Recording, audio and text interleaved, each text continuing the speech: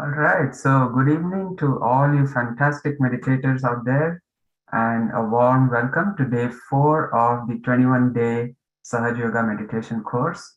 I am Vivek, and I will be helping with the session tonight. Some of you might have noticed me in the chat window these past few days. Now I'll get to meet you in person in the feedback session later. So stick around after the session, and I'll be more than happy to hear from you about your experiences tonight and at home. All right, so today is a special day because it's International Women's Day. So I wish a very happy Women's Day to all women attending this call tonight on Zoom and on YouTube. So Shri Mataji, who's the founder of this technique of Sahaja Yoga, believed that the world is going to be redeemed in our times by the power of women. So and that's a very powerful statement. And she set a wonderful example of that belief herself by traveling around the world, by spreading this knowledge and giving this experience to all of us free of cost, just out of her boundless love for all of us. And tonight we also have two very wonderful women to help guide us in our journey forward with Sahaja Yoga meditation. So before we get to meet them, let's do a quick recap of what's happened before and what's going to happen today. So yesterday we learned about the 3 subtle energy channels on the left, right, and center, and how to balance these energies within us. We reviewed how to raise our own Kundalini energy and give ourselves the subtle protection of abundance. So if you remember, it was this action and then the movement with our hands this way.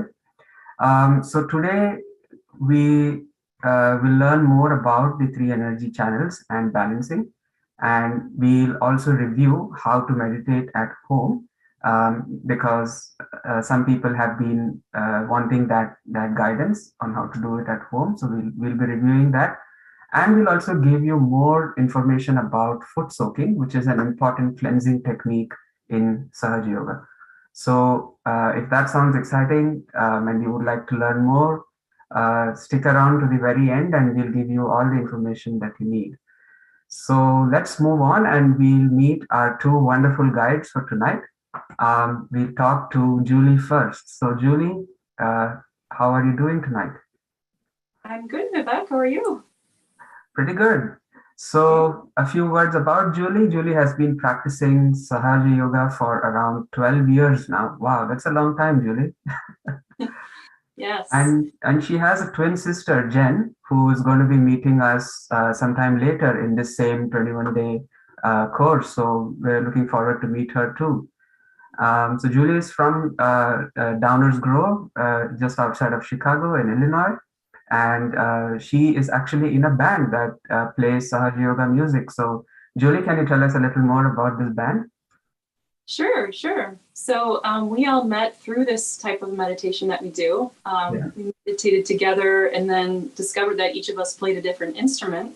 So we started to put these sounds together, and now we enjoy meditating and then creating and playing music meant for meditation. So wow, that's nice. And your band is called Somewhere in the Middle. Mm-hmm. Somewhere in the Middle. Okay, that's in the central channel, right? All right, so that was Julie. Thank you, Julie. We'll be meeting her later when she will be helping us with the meditation. So let's move on to Irina. Irina, welcome. How are you doing tonight? Good evening, everybody. So nice to see, and it's a pleasure to meet all of you here. It's a pleasure to meet you too. So Irina is in South Florida. She's a mom. She has 2 kids, 2 jobs, and 2 dogs. So that's a lot of responsibilities to handle. So, and she's a part-time teacher, so she has to manage a lot of students as well. So can you tell us a little bit about that? Sure. I have 2 hands. Why can't I manage 2 of everything? That's the spirit. We have 3 channels, so maybe 3 of everything now. We'll be happy to discuss that today. Sure. All right. So thank you, Irina. Thank you, Julie. So let's begin with our meditation session for tonight. So Julie will be telling us a little bit more about meditating at home, a bit more about the three subtle channels and also doing a guided meditation for us. So, Julie, the floor is yours, and I'll see all of you at the end. Happy meditating. Yes.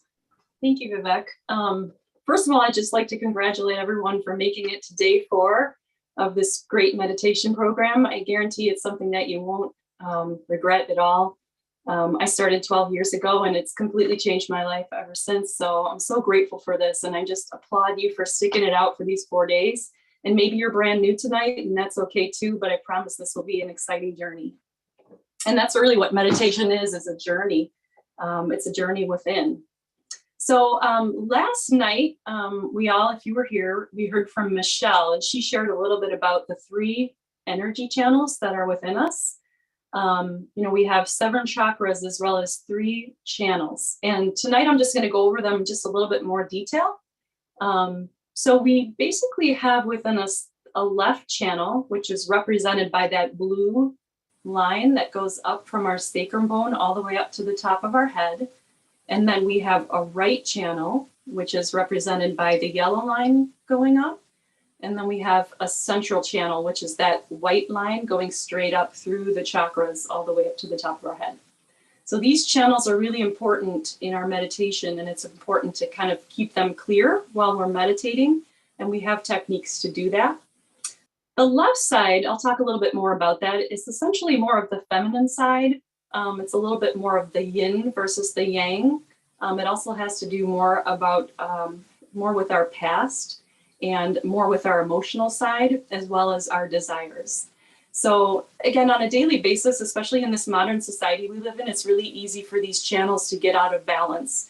It's easy to kind of fall a little bit more into the left and a little bit more into the right. So we're going to talk a little bit about how to balance those tonight as well. So imbalance or overuse of the left channel, it might look like things like thinking too much about the past, maybe being attached to the past or living in the past.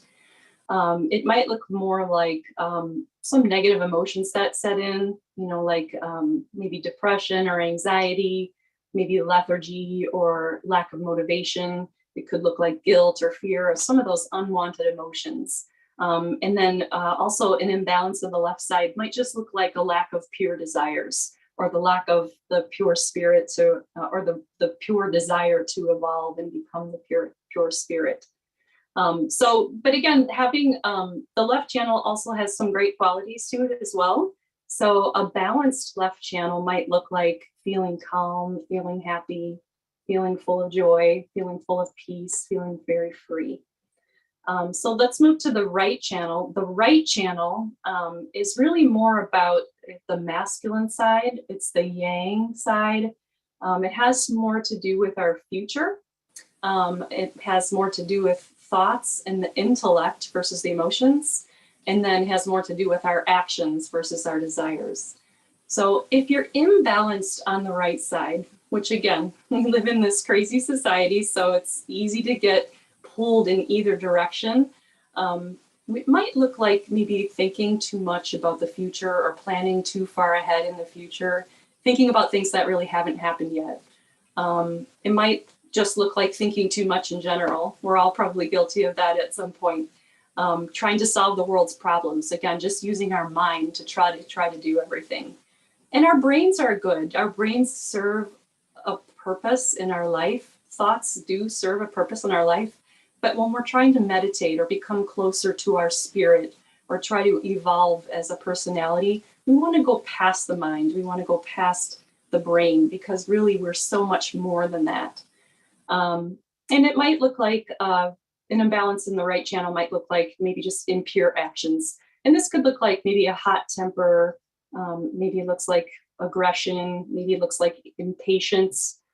Even being too competitive is not too great for our right channel, and just doing too much in general.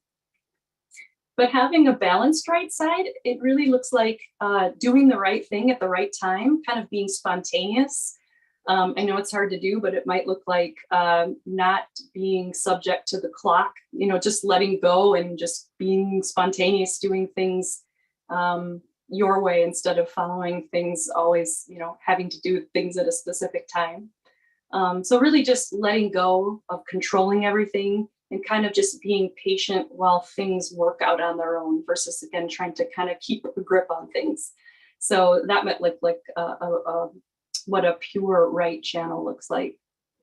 And then we have this center channel. Really, the center channel is all about being centered. You know, we talk about being centered. Oh, I want to feel more centered. That's really when we're out of the right channel, we're out of the left channel, and we're coming together in the center, being in the moment, being in the here and now. And really, that's our pathway to evolution. It's where the growth of our personality becomes, more and more, and we become more of the pure spirit, which we really are inside. So tonight, we're going to do a little bit more of a meditation on the left and right channels. We are going to place our left hand on our lap, and our right hand is going to go down, just pointed toward the earth. So if you're sitting in a chair, you can just hold your right hand downward. If you're sitting on the floor, you can actually place the right hand on the floor. And then when we go to balance our right channel, we're going to take the right hand and put it back on our lap. And then the left hand, it goes palm facing back. And then the elbow bent and fingertips pointed up toward the sky like this. And then when we go to balance the central channel, we'll have both of our hands here right at the level of our heart, like this. So now let's start our first meditation for the evening. We'll balance the left, right, and center channels, and we'll just enjoy a nice intro meditation. For those of you who remember, have learned this before, we can now raise our energy and take a bandhan. If you haven't learned that yet, or you don't remember how, don't worry about that. We're going to cover that a little bit more in depth later this evening. So we'll raise our energy.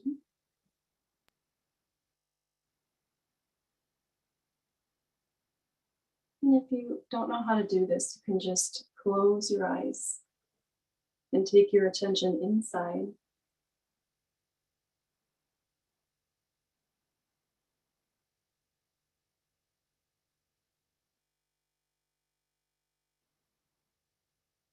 Start to focus on your breath.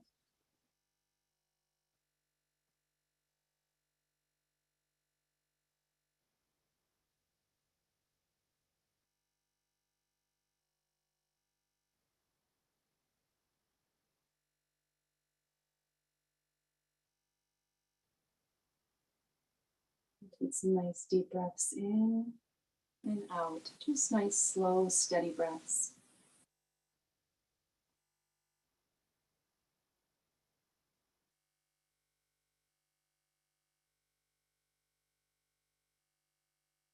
And again, all of our meditations start with just the pure desire to learn what this is all about, the pure desire to try out this meditation.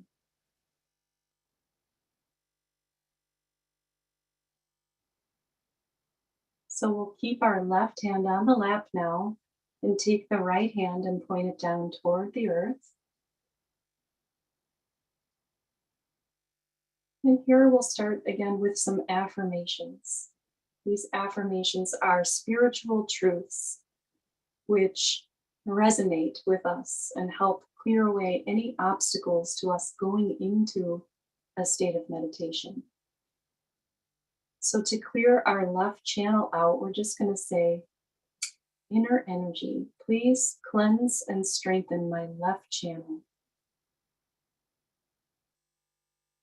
Just from your heart with pure desire. Mother energy, please cleanse and strengthen my left channel.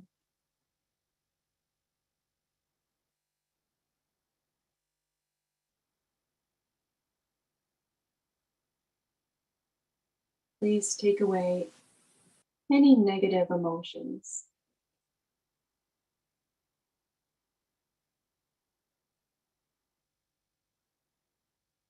Take away any fear, any anxiety, any sadness or guilt.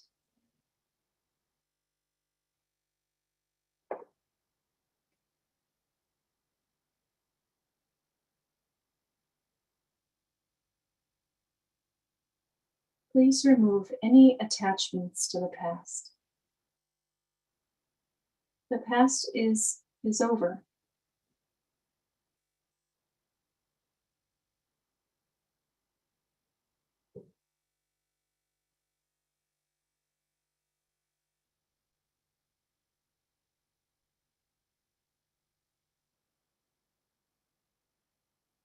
Please let me feel the joy of the essence of who I am. Let me feel inner joy through my left channel.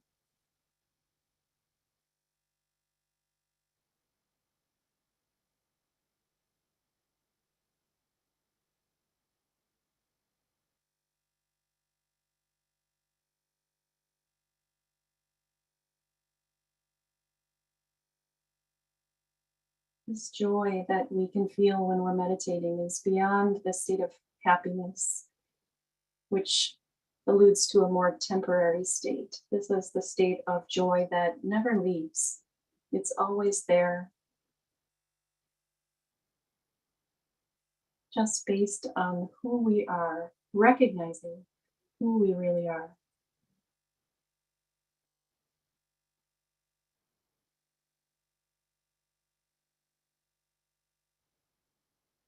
Inner energy, please remove any heaviness on my left channel.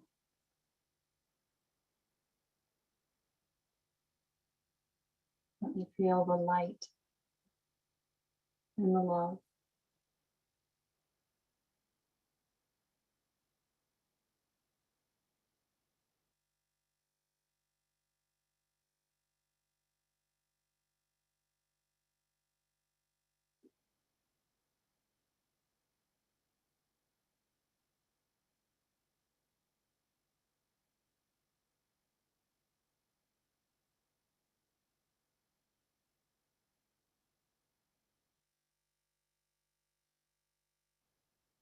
Good, good. Let's take now our right hand and place it on the lap.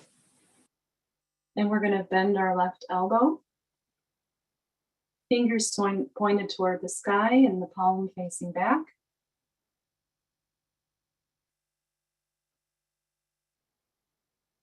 And here we'll take some affirmations to clear out our right channel.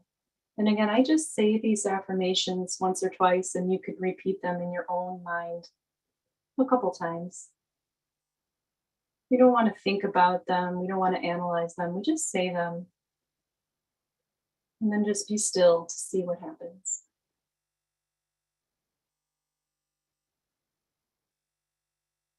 So we'll start here saying, inner energy, please cleanse and strengthen my right channel.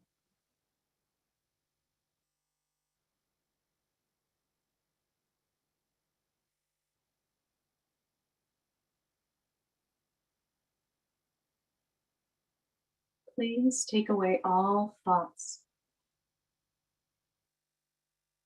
Please calm my mind.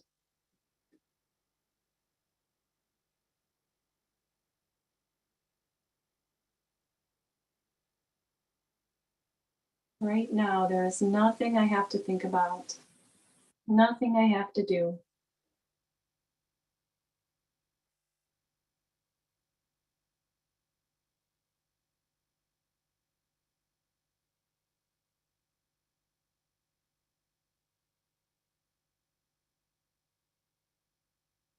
Take away any anger or aggression or irritability.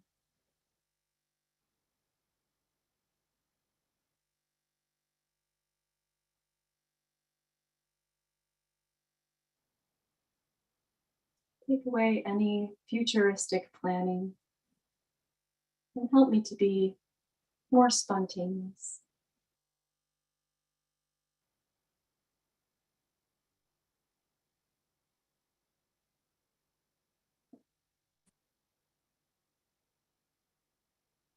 Please give us pure attention on this meditation.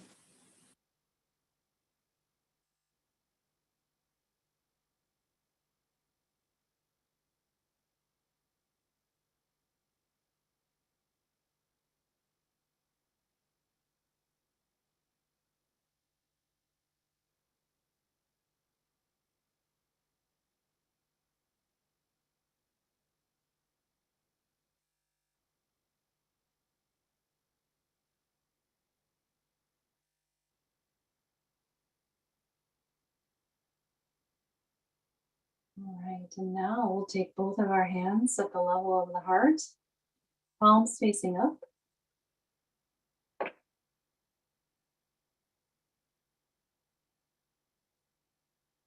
And just take a moment to observe if there's anything that you feel on the palms of your hands or your fingertips. And just make an observation without any thinking or analyzation.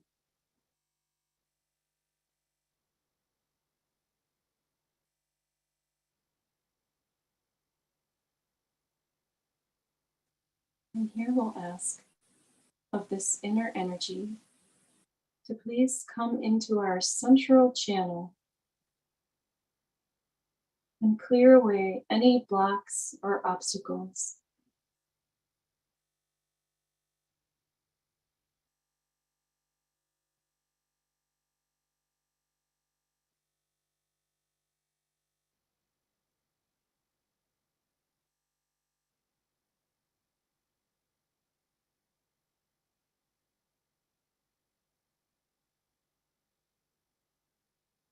Take me away from the past and away from the future. The past is done, the future has not happened yet. And the only real truth, the only reality is this present moment, the here and now. Let me experience the gift of this present moment through my central channel.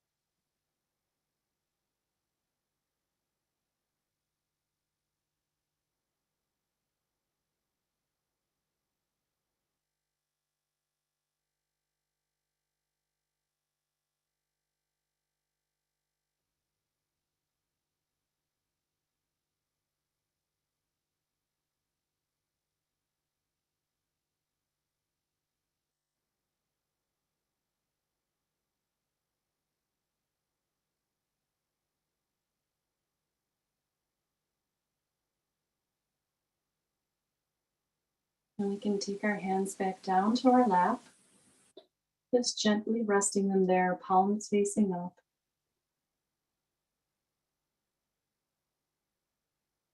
And now we can slowly move our attention to the top of our head. This is the culmination of the 3 channels integrating together at the very top chakra. And see if we can feel any sensations on the top of our head. Maybe try putting your attention a couple inches or several inches above the top of your head.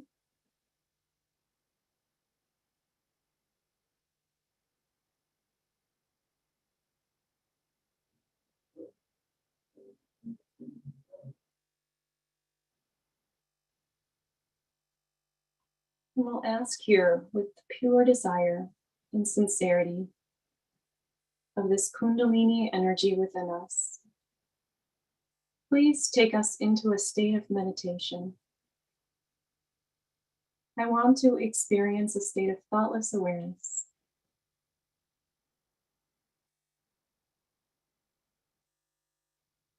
Please let us experience our true self.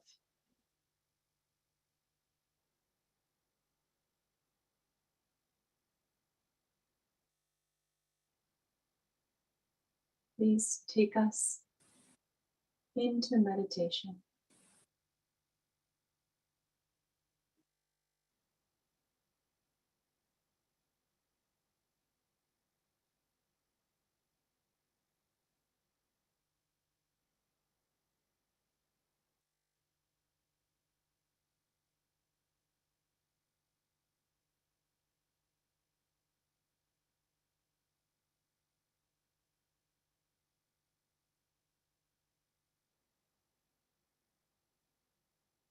If any thoughts are coming to your mind, we can simply say, not this thought, not right now. And we can say, I forgive this thought. And just keep focusing on our breathing and on the top of our head.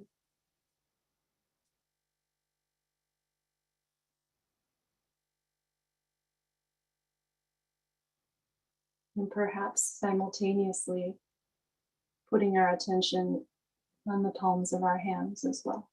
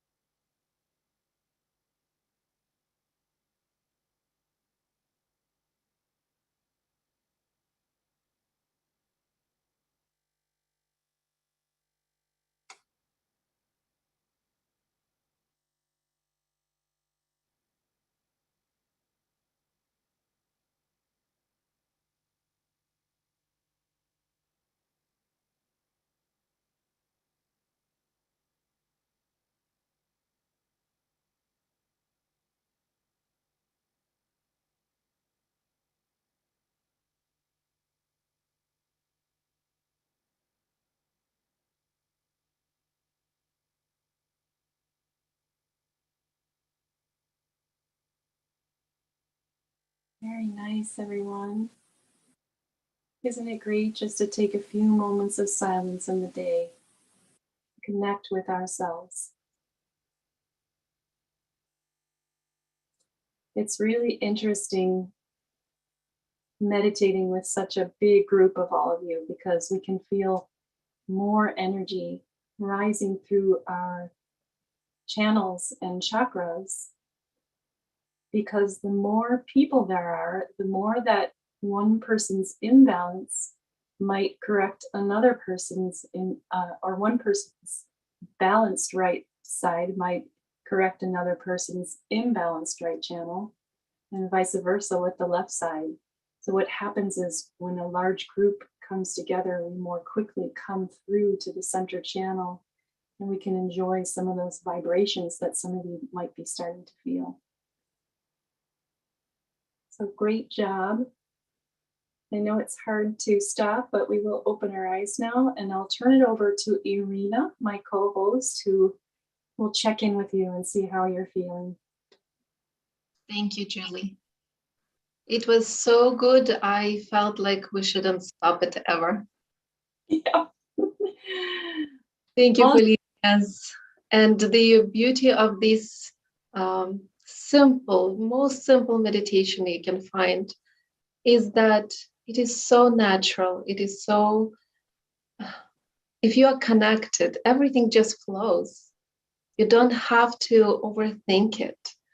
And we're very excited for you to finally learn a little bit about yourself and have this experience. And trust us, we've all been in your seat at some point, some earlier, some later, which means that you might have some questions. You're not maybe sure what you're feeling. So we have a wonderful, magical team behind the scenes who manages the chat. If you have any questions or you want to ask them something, you can just send them the text message. I believe in the chat, they'll go directly to them. So you'll have your privacy and somebody will reach out to you. But we will still have plenty of time at the end of the session because we have plenty of interesting things for you tonight. The next thing we would like to introduce to you a little talk of the founder of this meditation, Shri Mataji. And in 1970, she discovered this technique of giving the self-realization en masse, which means that all of us, 500 plus people, can just be together, enjoy it from all the continents. I imagine that's probably what we have today. So isn't that the proof that something magical is happening right now? So the talk she's going to, we're going to share with you, it's only 7 minutes, but I will say there is so many fundamental aspects of Sahaja Yoga, which is covering. And I believe you will want to check it again and listen to it again, because you will find some things which are not yet part of your life, and you will hear about some thoughtlessness, and you will hear about um, establishing the peace within, being a witness, to, instead of being involved in some drama of life, just watch it. And of course, it is very difficult to understand what and how it is possible to be so detached. It's not easy for our curious mind, but you will always have this recording, and please enjoy, a couple of times to listen and go deeper into what she's saying, because I listened 3 times in just a couple of days, and let me tell you, I can listen a few more to still absorb all that beauty and simplicity of the words, but they are so deep. I just want also to ask you, just keep your attention here. Whatever you listen, whatever we are doing today, just practice your attention to go here in Sahasrara. It's something new, and the name of different channels and centers, you will find out they have a different name than maybe you got used to.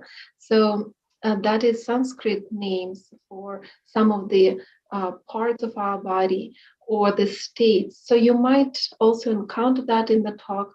Don't worry if you have in detail you would like to understand more. One-on-one will have a chance, but just enjoy. Let these words of wisdom sink in and balance you from inside. Enjoy the 7-minute very deep talk. This spirit, when it manifests, it also gives you a state which we call as collective consciousness. It's the state by which you become, again I say become, it's actualization, it is not just talking. You become conscious collectively, means you become conscious of another person's centers on your fingertips. You also become self-aware. You know about yourself, what centers are catching, where are we going. Like a person who becomes mentally upset, he doesn't know. Till he becomes mad, goes to lunatic asylum and dies, he does not know. But in Sahaja Yoga, immediately you can find out that there's something going wrong with your mental side. If a person gets into cancer, he might get into the state of galloping cancer, about to die, then he may discover that he has got cancer. But in Sahaja Yoga, if there's a little imbalance, immediately it shows on your fingertips. And if you know how to do it, how to correct it, then every problem is solved. So as I told you yesterday, yoga has double meaning. Yoga means union with the divine. That's one. And the second one is the expertise, the deftness, what we call in Sanskrit kaushala.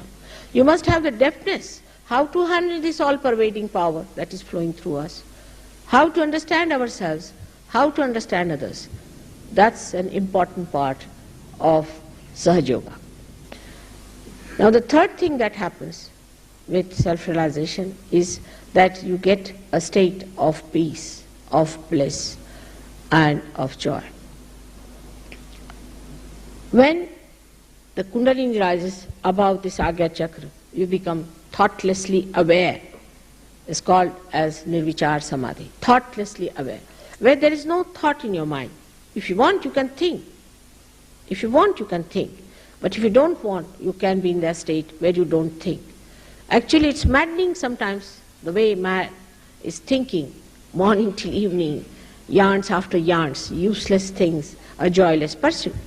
But when this thinking stops, you are above the thoughts. I would say, to give it a simile, that the waves of thought come and go away. Another thought comes and goes away. We are jumping on the cusp of the thought all the time. Supposing we can just get in the center of the thought, that is the present. If we could stop at the present moment, then we are not worried about the thoughts. Like the waves of water, if you are in the waves, you are frightened of that. But supposing you are in a boat, then you can see the waves and enjoy them. In the same way, what happens to you that you jump up to a higher state of existence through which you see the thoughts. If you want, you don't want to see, you need not see. Now the thoughts that you see also are very wide and deeper, where you get inspirations. That's why, as Dr. Warren has told you, that your creativity improves. You can become tremendously dynamic because your time is not wasted in wasteful thinking. You just know this is it. This is the exact. This is what we have to do. And that's how people get rid of many of their problems of mental tensions. There's no tension at all. You don't have any worries. You just see the thing like the witness. You become the witness of the whole drama. When you are in the drama, you think you are a part and parcel of the drama. Sometimes you weep with it and cry with it. But when the drama is over, you realize it was just a drama. I was not there. In the same way it happens to you, that you achieve a witness state. It happens to you. Even if you want to get involved, you cannot. You just cannot get it. That's how you can solve the problems better, because you are away from the problems. You can see what the problem is, but when you are in it, you are upset, full of tension, worries. And sometimes people get so upset with it that they commit suicide when they find no solution. But if you are away from it, then you can definitely solve the problem. Now this witness state has to grow within you gradually, with little understanding and with little meditation, which is very simple, which you can do very easily. Nothing has to be done about it. The last center is the center of Sahasrara, they call it, because there are 1,000 petals.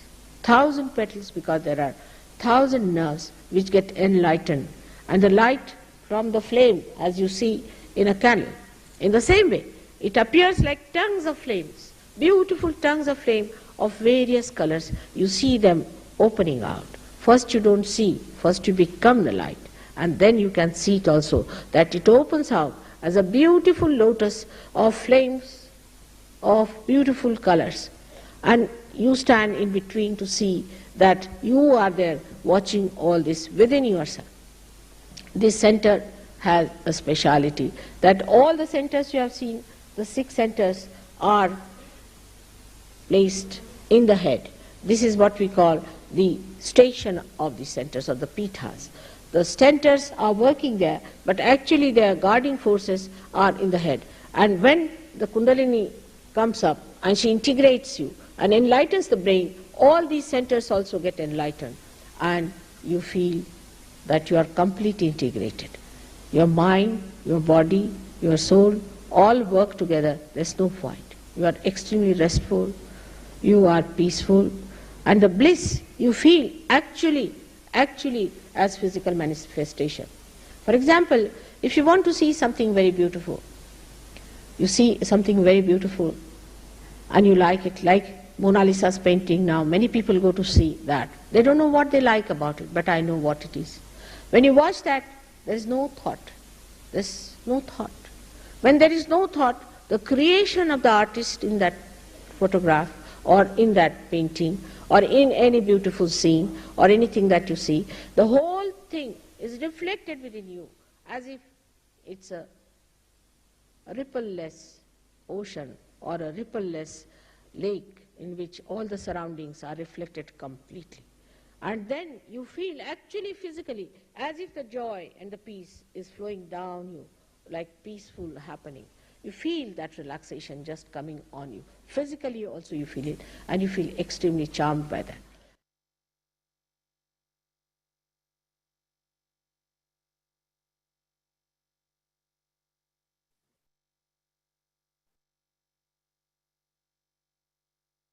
We can continue our journey through this spiritual awakening of our inner energy.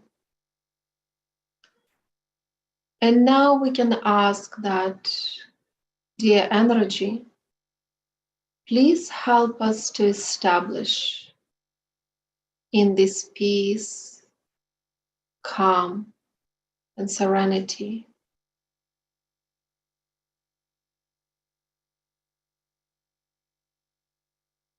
Please help us understand the collective awareness we can develop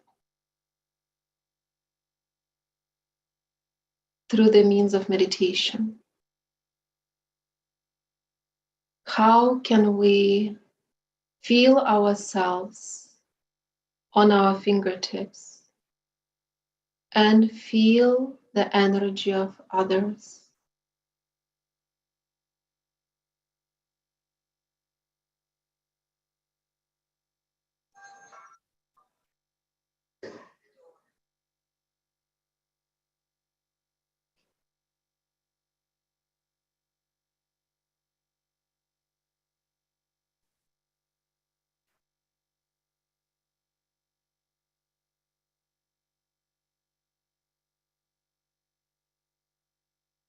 Energy, please grant us the unity with the divine, with the power of love, compassion.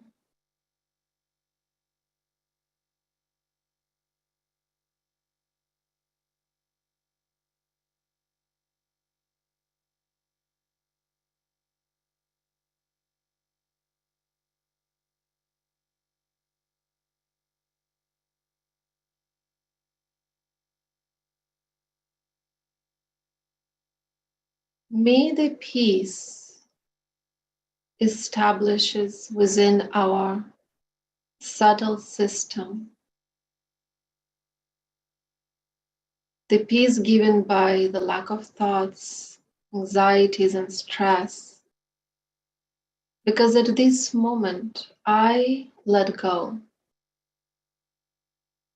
I give myself a chance to experience a different state, calming and beautiful, without the chatter in my mind.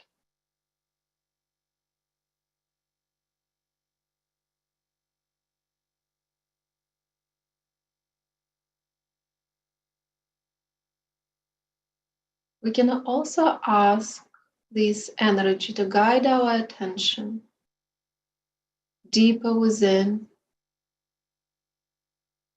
helping us to introspect, witness, and realize that playing drama and being involved only leads to hyperactivity, overthinking, stress, and anxiety. And maybe today we can learn about new way of living our life, of watching like we watch little flower opening up, blossoming, and giving the beauty to the world. How much impact can we do to make that flower open up? Can we do anything about it? Because nature already set in place all the processes, all the beauty of balance is within us. We just have to allow it to establish.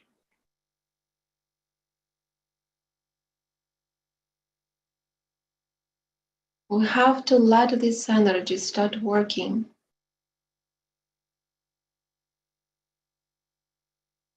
We have to accept that within us there is a higher energy which can help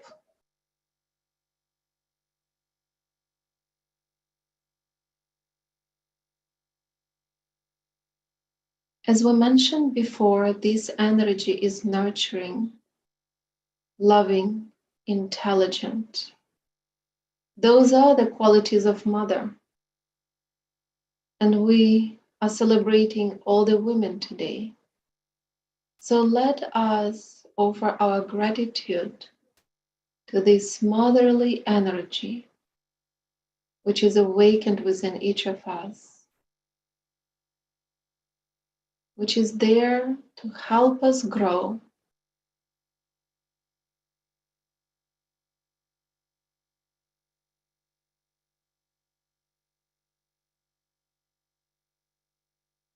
If you need to take a deep breath to calm your being even more,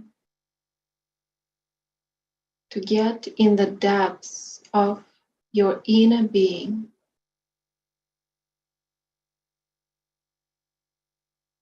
to open your heart and your mind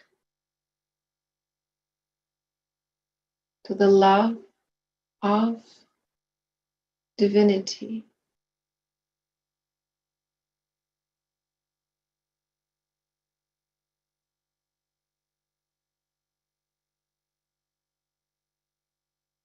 We can take a few moments to just in silence bring our attention again to the top of our head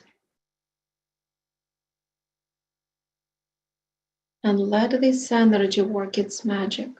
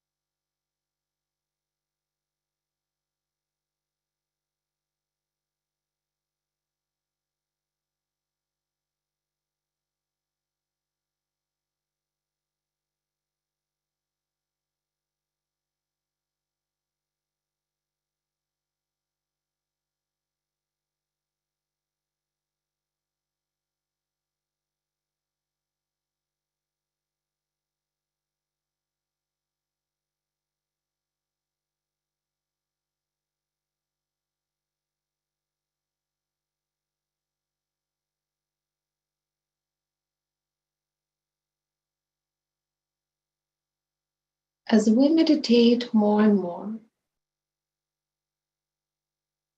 different talents and qualities will start manifesting within us. And one of the most beautiful, which gives the joy to others, is creativity. And today we have a team of two wonderful practitioners of Sahaja meditation who are going to share their creativity with all of us, with the composition, which is very significant, and the name of it, Become Yourself. And the two talented yoginis are Rachelle Jeanty and Rosie who we will listen to them singing Become Yourself.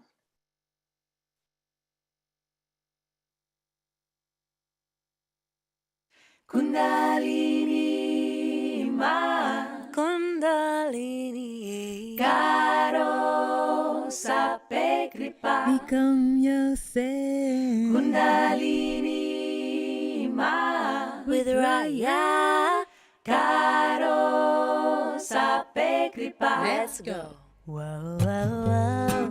This one goes out to all of you. Whoa, whoa, whoa. Messengers of light. Whoa, whoa. you are. Just sing along. I am the instrument. I am the medicine. I am the healer. I am everything, 'cause you have to become yourself. Open up your heart to everyone else. You have to become yourself. Open up your heart to everyone else. You have to become yourself. Open up your heart to everyone else. You have to become yourself. Open up your heart. Open up your heart. I am forgiveness. I am innocence. Oh, I am serenity. I am everything. 'Cause you have to become yourself. Open up your heart to everyone else. You have to become yourself. Open up your heart to everyone else. You have to become yourself. Open up your heart to everyone else. You have to become yourself. Open up your heart. Open up your heart. Oh, oh, oh.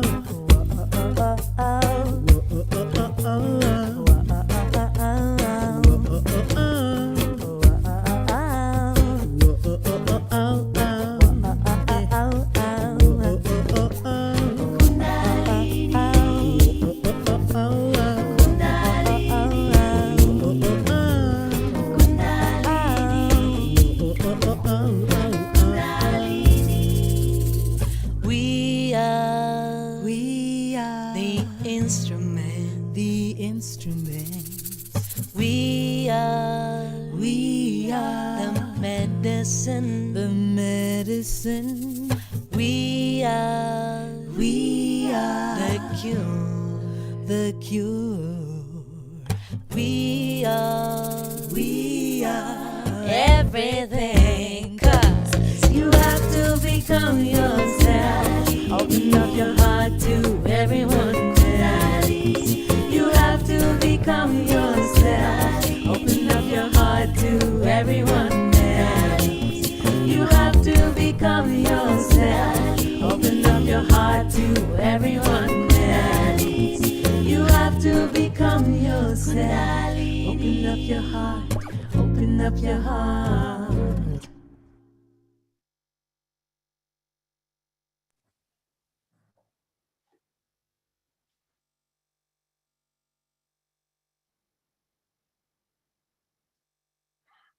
Hope everyone enjoyed that video and that beautiful song by those beautiful women.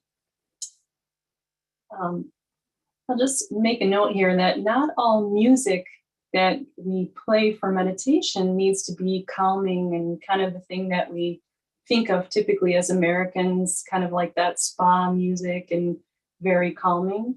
That helps us if we've had a busy day, but sometimes the power of music needs to be more uplifting or a faster tempo to help when we're feeling a little bit more sluggish.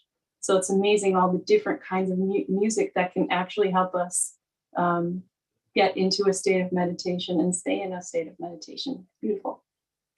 Tonight, I'm going to talk a little bit about a new technique. This is a new tool that you can add to your toolbox for enhancing your meditations moving forward, if you wish. It's called foot soaking. Now, foot soaking, very simply, is essentially putting some water in a bucket, putting some salt, maybe just like a handful of salt, regular salt is fine, in the bucket, and then putting our feet in the water and placing them in there for maybe 10 minutes during our meditation. Okay, so why? Why do we do this? Well, in Sahaja meditation, we use the elements of nature to enhance our meditation. So foot soaking uses two of the main elements, water and the earth.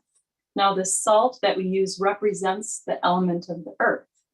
So if we think about the elements of the earth, we think about water. You know, if you've spent a day at the beach or in the ocean, you know, you come away feeling so much more refreshed and relaxed and rejuvenated. And part of that is because the element of water makes us just feel fresh and feel cooled down and relaxed. It could be lake water, it could be salt water, either one. And then the element of the earth, you know, it's just walking on the earth on a summer day, barefoot, or walking through a forest with a bunch of trees. All of that Mother Nature can help cleanse us and purify us, and it actually can enhance our state of meditation. And how does it do that? Well, it helps do that by clearing away negative energy. So where does negative energy come from? You know, it can come from inside us, like maybe our emotions were negative on a particular day because we had a tough day to do whatever reason. Maybe we have too many thoughts going on because we had a busy day and we just can't shut off our mind. All of those are just kind of sources of negativity that we just don't want inside us. But sometimes negativity can come from outside sources as well. All of us as human beings absorb negative energy from maybe other people or even from different situations that can be a little bit negative. So this important aspect of foot soak is that it helps clear away some of those aspects of negative energy and prepares us for our meditation. It can take away the obstacles to us becoming the pure spirit. It's almost like peeling away the layers of an onion. And when we reach the core, we recognize the true essence of ourselves. We're peeling away all those bad things and coming to our natural state. And that's the state that we enjoy during meditation. So we talk a lot about clearing techniques in meditation, and this foot soaking is just one of those many clearing techniques. Foot soaking is done by probably most of us Sahaja Yoga practitioners on a daily basis. Most often, I would say in the evening. If you have an evening meditation after you've gone about your day, the foot soak bowl can help clear away a lot of our thoughts. And so step by step, I'll just take you through the materials that you need for foot soaking, because actually all of us together on Thursday are going to try foot soaking together. So if you have a chance to get some of these materials before then, great. We need paper towels or something to dry the feet. We, of course, need a foot soaking bowl. And then we're going to take just a handful of salt. Regular salt is fine. You don't need any fancy salt like a sea salt or anything. And just throw that handful of salt in the bowl. And then a cup for rinsing our feet after we've done soaking them. We can start out by just using lukewarm water in a bucket that fits the size of our feet. We add the handful of salt to the bowl, and then we were just going to put our feet in during the meditation. And we probably want to keep our feet in there for maybe 10 or 15 minutes. And then when we're finished, we take that rinsing cup full of clean water with no salt in it and rinse the feet and then dry them off. Simple as that. And so if you desire, you can start using this technique of foot soaking in your meditations. I want to remind you, here's a good slide up right now. What do we do with that water when we're finished with it? We're going to toss it in the toilet because it, again, contains maybe some negative energy. So we want it to go down the toilet and you can flush the toilet. And then we don't want to use that foot soaking bowl for any other purpose, like hand washing clothing or doing dishes or anything like that. It's just going to be your dedicated bowl for doing foot soaks. Okay, so if you have a chance, try to go out maybe to like even Walmart or Target or something like that. They would have just these little plastic bowls that you can fill with water. See if you guys can get one by Thursday. If not, maybe over the weekend or something, you can try it with us and just see how you feel. Again, Sahaja Yoga is all about how you feel. So we encourage you to try this experiment out. Try meditation with that Footsoak bowl and see if you feel a difference. Okay, that easy. Next, I'm going to talk a little bit about meditating at home. We've covered this a little bit, but I want to reinforce that we don't need to overthink or make the meditations at home complicated. Guys, this is only day 4. We totally understand that we're throwing a lot of information at you. Meditation at home can be as simple as sitting in a chair or on the floor for 10 minutes in the morning and 10 minutes in the evening with your hands on your lap, taking those few deep breaths, nice and slow, taking your attention inside. We're going to forget everything about the day. And then raising your kundalini and giving yourself a bandhan, which we've talked about a couple times now.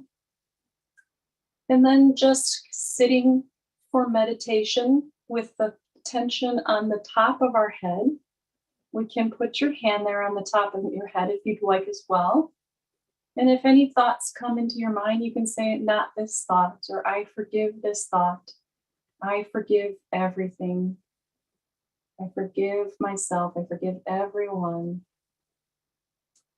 And then just see how you feel. See if you can feel any tingling or maybe a breeze on your hands or above your head. And just enjoy that state for maybe 10 minutes in the morning, maybe 10 minutes in the evening. You want to go a little bit longer, you can as well. Now tonight we learned a little bit about balancing our left channel and our right channel. If you feel adventurous, you can also add that technique into your meditation, simply saying, please cleanse my left channel, take away all heavy emotions, take away the past, and balancing the right channel by saying, take away all these thoughts. There's nothing I need to do right now. Slow down my mind and bring me into the center and help me to be right in this moment. And please take me into meditation. All right? Not too bad. Thank you so much again for being with us, and I'll turn it over to the next speaker. I think we're going to start a little bit of a slideshow and then move on to Q&A. So thank you.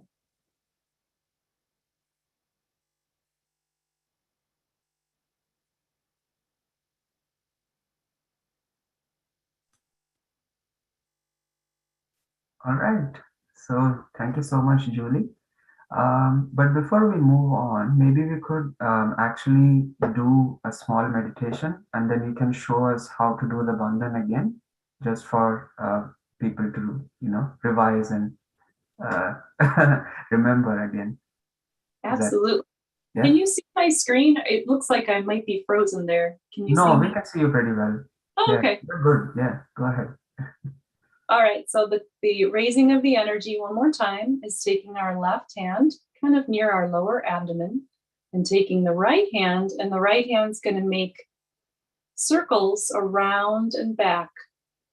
And doing this, we're going to slowly raise that left hand with the right hand up. If we can, we're going to count 7 times that we do that, and then tie a little imaginary knot at the top of our head. We do that 1 time for the left channel, and then we can do it 1 more time with 2 knots above the head for the right channel, and then a 3rd time with 3 knots for the central channel. We can try to keep our attention on our head as we do that. And the second part is a bandhan, which is a tie. It's kind of like keeping us in a protective mode.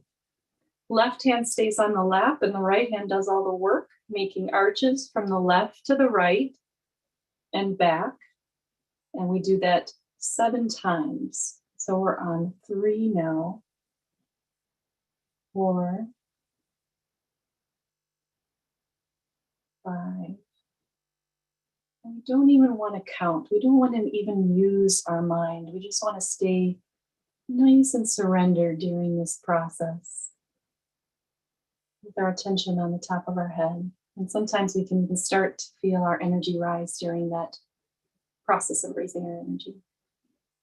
We do that before and after our meditation to keep a reminder that we can even try to keep our attention here all day long if we can. Just keeping us as the witness, as just the observer of life. And whatever comes our way during the day, we say, I can handle that. I'm not working anything out. I'm not doing this. I'm just observing the beautiful play that life is. Thank you so much, and back to you, Vivek. Thank you. Thank you so much, Julie, and thank you to Irina as well for the wonderful, wonderful session we had tonight. So let's stick around a while longer because we get to talk to each other in the feedback session, and this is to the participants as well as the leads. But in the meantime, let us pull up information about the website and the WhatsApp group. So the required information will be put up in the chat. If you're not already familiar with the website, here it is again, freemeditation.com.au/March 2022. And that's the link to the WhatsApp group that will be sent to you in the chat as well. So let us take a look at the website because there is some information that we need to tell you tonight. If we could look at the website, there it is. So if you could scroll down, you will see that obviously we have video recordings of our YouTube live stream and the Zoom session. And if you go down even further, we get to session 1, and that has information from day 1 through day 9. So just to sort of recap what we've been looking at, day 1 was when we did the 9 steps for awakening the Kundalini energy inside. And obviously you can see the handout there. You could follow that, or the recorded video is there too. You can just click on it, go revisit that session if you want. You don't need to attend the entire thing because a lot of it is the feedback part. So, but if you could just do the beginning, like the first hour or so again, and you like to do it, please go ahead. And then we have day 2, where we went a little bit further with our self-realization, and also we learned how to do the bandhan as we did right now. And once again, the handout and the video is there. And then let's go to day 3. This is where we were introduced to the 3 channels within us. And this tab here also has information on meditating at home. So you don't need to do the entire 9 steps again and again if that's what you've been doing. As Julie pointed out, that it's very easy to meditate at home. And then you also have the handouts for your foot soaking. And this is important because you will be doing the foot soaking on Thursday with us, with all of us. So it's important that you get your shopping done. Before that, you go to your local supermarket and get all the items that you need and be ready for foot soaking on Thursday. But don't worry, we'll remind you once again tomorrow in case you forget. So just keep it at the back of your mind and possibly ensure that you have these materials ready. And in the tab for day 4, we don't have any handouts because most of the material was in the day 3 handouts, but we just have the meditating at home handout there for your convenience. And obviously the recorded session is there. All right, so let's now look at what we will be learning tomorrow. So if you could pull up information for day 5, that would be really great. So while our tech team is doing that, oh yeah, here it is. So tomorrow we are going to be learning about the subtle energy centers, and that's something to look forward to because these energy centers really form the basis of a lot of our knowledge about our own selves. And so learning about these centers means that we are going to be learning something new about ourselves too. So I hope you all join tomorrow, same time, 8:45 p.m. Eastern or New York time. And we all look forward to having you here tomorrow again. So now we will be moving on to the feedback session, which is a very important part of these sessions that we have. But before that, I would just like to announce that if you speak Spanish and you would like to interact with our Spanish speaking meditators, please put up a message in the chat addressing it to one of our co-hosts or to the admin, and they will redirect you to a breakout room which has Spanish speaking people. We are also so the feedback session that we are going to do, if you have not been following for the past couple of days, is that a lot of it will be live. We'll be asking people to come up and speak about their own experiences. But if you prefer to join a smaller group of people in a side room, once again, put up a message on the chat or raise your hand using the Zoom feature, and our wonderful tech team will get to you and help you. So, and one other request I would make is that please be patient if you want to go to a breakout room, because you can imagine that there are a lot of people and it takes time to assign each one to a breakout room. So please be patient, and our team is working hard to get to you quickly. Okay, so let's open the floor to feedback, and I would really love to hear from all of you. But let's, because we have to accommodate everyone, I would request that you kindly raise your hand, and then, I'll get to you, just ask you to come over in the spotlight, and then we can chat. So if we could have Nitin, is he here? If he's here, then we could have him too in the spotlight, because he is one of our resident experts who is very much willing to help us tonight. All right, so is Nitin here? No, okay, doesn't matter. Breakout room. All right, okay, no worries. He is helping out in some other place. All right, so okay, so we have Julie, we have Irina, and then we have 3 raised hands. All right, so we're good to go. Okay, so Neetu, you have raised your hand. Would you like to speak here, or would you like to join a small breakout room? You can unmute yourself, and if you would like to, please turn on your video so we can see you. Yeah, namaste, Vivek. I would like to go into the breakout room, please. All right. Okay, sure. So someone will help you, send you to a breakout room. All right. Victoria, nice to see you again. You've been coming for the past 3 days, and now it's day 4, and here you are. You can unmute yourself. Can she unmute herself? I hope so. Yes. All right. I keep seeing your button and then I'm trying to do my button at the same time. Sorry. I see. It's been such a beautiful process for me. Tonight, when I was listening to Shri Mataji, I felt like I was staying in a very meditative state.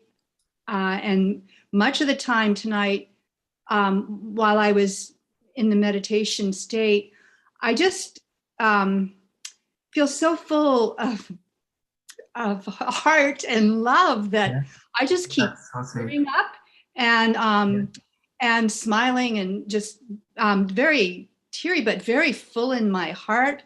And I'm wondering if that's too emotional, if that's too much. No, it's not. Not considered busyness or over emotional or anything. Maybe Irina can tell us something about that. Is it over emotional? I don't think so. Victoria, you just made me very emotional, because we can feel. We now can sense each other, and I felt your joy, and I started tearing too. But it is perfectly fine. In other talks where you will maybe listen to Shri Mataji, she says that when you receive your realization, you start enjoying your spirit. You start, your face becomes radiant, your pupils, dilate, and you become such a beautiful reflection of this love. So there is, I don't think there is any doubt that you feel that from inside. And we try to give all of you, whoever joined today, as much as we can, this love flowing through our hearts. So thank you for your Wow, feedback. that's so beautiful, Irina. Thank you, Victoria, for sharing that experience, and just enjoy. Don't worry too much about whether it's over emotional or not. Just enjoy the experience. Okay. All right, so let's see. The next person is Uafa. Please forgive me if I'm mispronouncing your name, but can you tell me how to pronounce your name, please? Hello. So Hi. it's Wafa. Wafa. Okay. Yes, Wafa. So hello, good evening, everyone. Good evening. Thank you for this session. So just to share my my experience. So when we were like doing the balancing the left and right channel, I just felt that my left hand was like heavier than my right hand, and I felt like in this finger it was like stiff. Okay. I felt that this finger was like feeling stiff in this finger. And I could like feel like heartbeat in all my body, like all my body was like beating. I don't know, but like heartbeat. I felt it on my whole body, not just in my heart. So this is what I felt about it. I don't know about the heaviness of my hand, my left hand, and my finger. So this finger, exactly this finger, I could feel that it was stiff. So I don't know if there is an explanation. We'll get to that. So yeah, Julie, can you please help Wafa here with her experience? Yeah. First of all, that's great that you're starting to feel things. You know, if you're not feeling things, that's okay too. But when you are, it's simply a method of biofeedback where we start to get messages from our body about what's going on inside. And so if you're feeling a little heaviness on the left hand, that might mean that you have a little bit of imbalance working out. That's, working out through the meditation on your left side. So that could be something to do with your emotions or something to do with the past or some of those aspects of the left channel that we talked about. I think so early on in your meditation, it might feel heavy one day, but not another day. The longer you meditate, the longer you might start to recognize patterns where you're feeling the same thing over a long period of time. And then it's, you can start the process of introspecting as to, okay, what does that mean? What does that mean for me? Am I a little bit heavy on the left? And what does, how can I address that, in my journey in this life? This finger, particular, I think it was this finger, right? Yeah. So this finger corresponds with the sixth energy center. And that has to do with our conditionings. It's the superego. That is what resides up here on the left aspect of the sixth energy center. Yeah, maybe we could do a quick meditation just to help Wafa, and all of us too need some help with the sixth energy center. So just for maybe like half a minute or so. So Julie, if you could help us do that. That out. So you can pay attention to how you feel on this finger, and then all of us, let's put our right hand on the sixth energy center right now. We'll close our eyes and we can just ask, addressing the left aspect of this energy center, please take away any conditionings that do not serve me.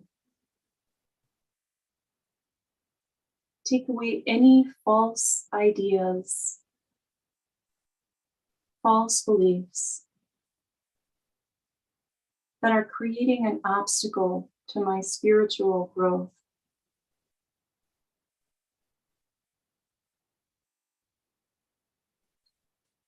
Help me to forgive myself and to forgive everyone and to forgive everything that has happened in the past, that will happen in the future, I forgive everything. I forgive.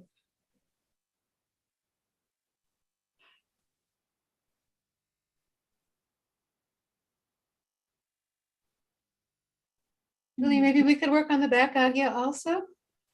Sure. We talked a little bit about the back agya. This is, yeah, you got it. The right hand on the back of the head right here. If you can't reach it, that's okay. You can just put your attention there.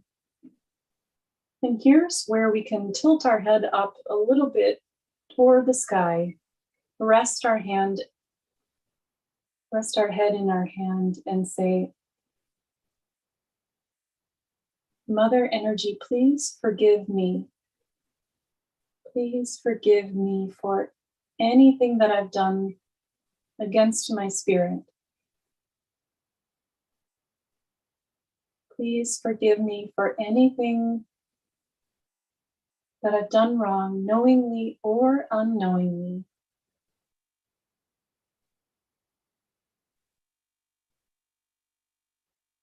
Please forgive me.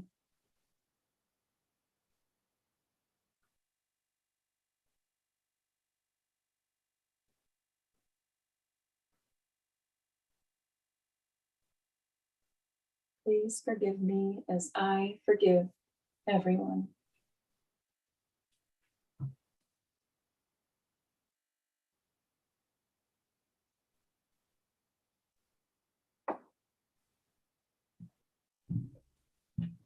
When we're ready, we can open our eyes again and just see how we feel.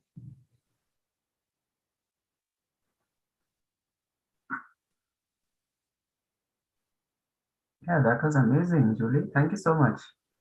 Really cleared out this sixth center a lot. And you can see the smile on Wafa's face. That's proof that it worked out. All right, so let's go on. And the next person I see is Claire. Claire, how are you doing tonight? Hello. Hi. Doing pretty good. Thank you for this session. Mm-hmm. I wanted to share experience that kind of relates to what we just did. Yeah. I had a really hard time getting into meditation today. I just felt like a heaviness on my heart. I'm like, there's something up and I'm not sure. So I kind of figured out what it was in my day, and I kind of did my own thing and went through I release all guilt and forgiveness for those centers. And I just kept doing that a few times. And then I kind of repeated to myself, like, I am not my human body. I am not my thoughts. I'm not my emotions. I'm not my actions. I am pure spirit. I just kept saying it. And I started to have very big release. I started to actually forgive myself. Wow, that's amazing. And I feel like that burning sensation in my heart, which I know I'm working through a big blockage. Yeah. It just feels really good. Oh, that's wonderful. That's wonderful. Yeah. You know, people think that it's very easy to forgive yourself. It's not. And when you do it, that's a huge step that you have taken. And so really, congrats for sharing that and for being able to do that as well. Yeah. And so maybe all of us need to do that, do this too. So I think, Irina, if you could help us maybe with the heart for half a minute or so, we can do that. I will join your feeling today that we're all human beings, and sometimes it happens we're the hardest on ourselves. And I have a just small experience which I will share. I'm very forgiving. I usually don't, I know how all these little things may happen. But just last week, something happened with a very close friend of mine. And for whatever reason, I started feeling such heaviness in my heart, like not forgiving her for something which was out of her hands, and it started building inside of me, inside the heart. And I let it be for some time, but then I said, no, it's not right. I can't. She's like as close as sister, and I have to let go. I refuse to accept these kind of negative emotion get stuck with me.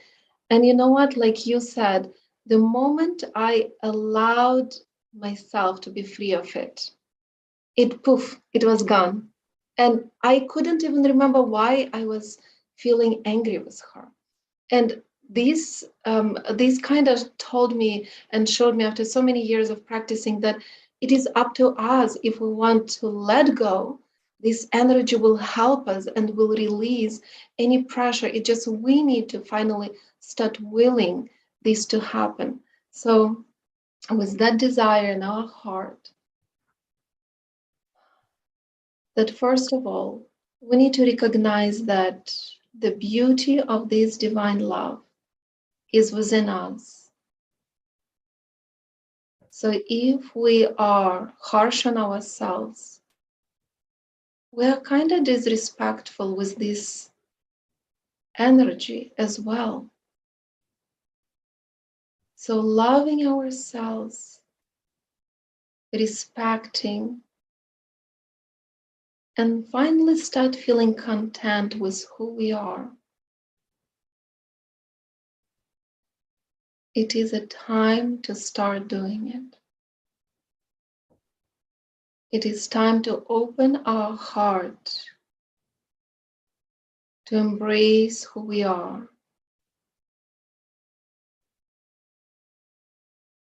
To welcome our best qualities within. And remember, we are human beings. But now we have omnipresent support of this energy who can be our friend. And you can always talk to this inner energy, like Claire just did, and it worked. And we can tell it works. That is why many years after we learned about it, we're still here. Because every single moment you open your heart to wonderful qualities and you ask energy to release any imbalances, it will be done.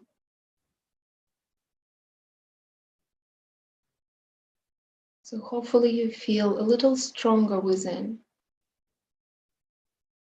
a little more confident within your heart, because now you can rely on this energy within. Thank you. Wow, that was amazing. Thank you so much, Irina. That was amazing. Okay, so let's move on. So Seth from Wyoming. Seth from Wyoming is back for his 4th day today. How are you doing, Seth? Oh, you remember me. That's sweet. Yeah, I'm doing great. It's nice to see your face and Yeah. have you speaking today.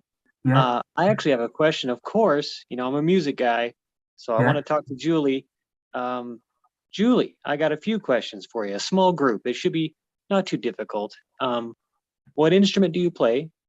What theme or message is in one of your songs that relates to today's lesson, or just anything that you think that stands out that's one of your favorite songs that you either play or have made? And yeah, that's it. Oh, and one shout out before she answers. There's a person I saw, I think her name is Paulina. She's yes, and she's from the East Coast, and she's a sweet, beautiful soul that was there for my beginning of this journey into Sahaj. So I just want to say hi, Paulina. It's good to see you. Seth, you're much too kind, but in this business, quote unquote, it takes two for a tango. All right. Thank you, Paulina. So, Julie. Thank you. Hi, Seth. Thanks for the question. Yes, our band is kind of a East meets West sound. So I play the keyboards, traditional piano. We have a guitar player, but then we also have a bamboo flute, which is a bansuri, an Indian flute. Veena player, which is similar to like a sitar, but it's the South Indian version. And then we have a tabla player, which is an Indian type of drum. So we have some Western Hemisphere and Eastern Hemisphere instruments that come together, and we've made this kind of unique fusion sound. Every once in a while we'll do a cover, but most of the songs are created spontaneously together collectively as a group, usually after a meditation session. We find that the power of meditation enhances our ability to create and to create pure things, and thus to create pure music. And so a lot of the messages in our music are about becoming the spirit, or I think one of my favorite ones that we do is called collectivity. And collectivity essentially means the power of the whole coming together. We are all one. So the song talks about, it says, Mother, we are one. Brother, we are one, under the moon and under the sun. And the song just kind of is a song about unity, which the world needs so much of today, right? So that's probably one of my favorites. But thanks for your question. Yeah, that's wonderful. So, Julie, if you don't mind, can we do, because all of us obviously are not musicians, but all of us do have creativity, a center for creativity, right? So would you mind doing a small meditation on that center, and then maybe getting inspired from the meditation that you do before you compose or play your music? Is that fine? For like Sure. half a minute or so? The song that has to do most with our creativity is the Swadhisthana chakra. That's, of course, the Sanskrit name for energy center number 2. I think the screen is cutting off my hand right now, but it's essentially at the lower abdomen, right underneath our belly button. So this aspect of this chakra on the left aspect has to do with pure knowledge, and the right aspect has to do with pure attention. And if you think about it, the aspect of pure knowledge, the purest knowledge we can have, plus the purest attention that we have all the time, comes together to form pure creativity. And this is the spontaneous type of creativity that flows through us and lets us create beautiful things that this world needs. So we can put our hand on this center and simply close our eyes and ask for this mother energy to nurture and balance this second energy center and give us the power of pure creativity. Please awaken within us the pure force of creativity in our lives, so that we may each bring our unique gifts and ideas to this world.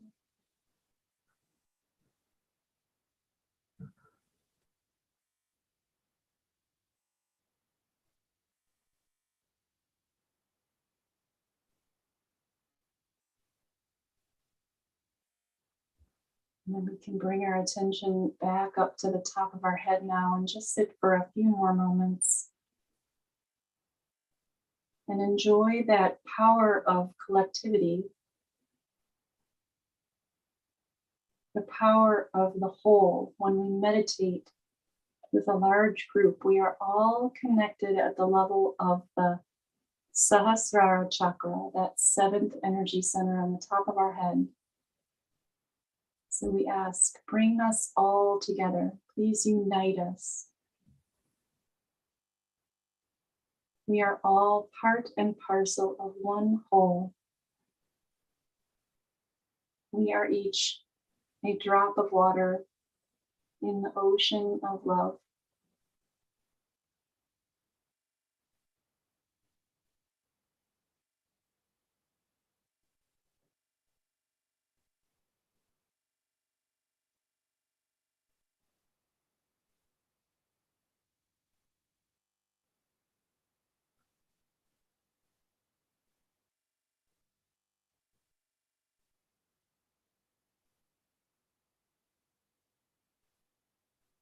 So if we're feeling any creative blocks at all during our day, we can simply hold our hand on that second energy center and just ask for that pure sense of creativity to flow through us.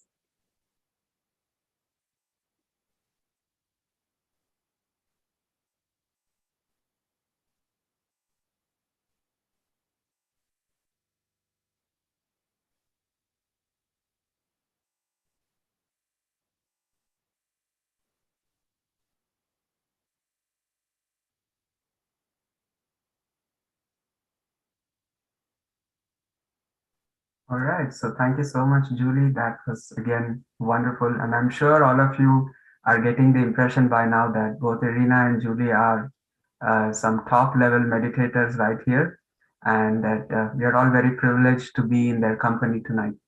So I do see one other person has raised their hand, but if you would like to speak, if you would like to just share your experience or just talk about yourself or, just chat, please raise your hand so that, we have a line of people. Otherwise, the conversation just hits a low point and then we don't know what to talk about. So, all right. So we have Kanchana here. Kanchana, so nice to see you. You've been very patient. So thank you so much. Please go ahead. Yeah, hi. First of all, I have to thank you all for this wonderful experience, giving us wonderful experience. I have to say this really because I'm waiting for 3 days to say this one. I have been doing meditation for a while, but then without any,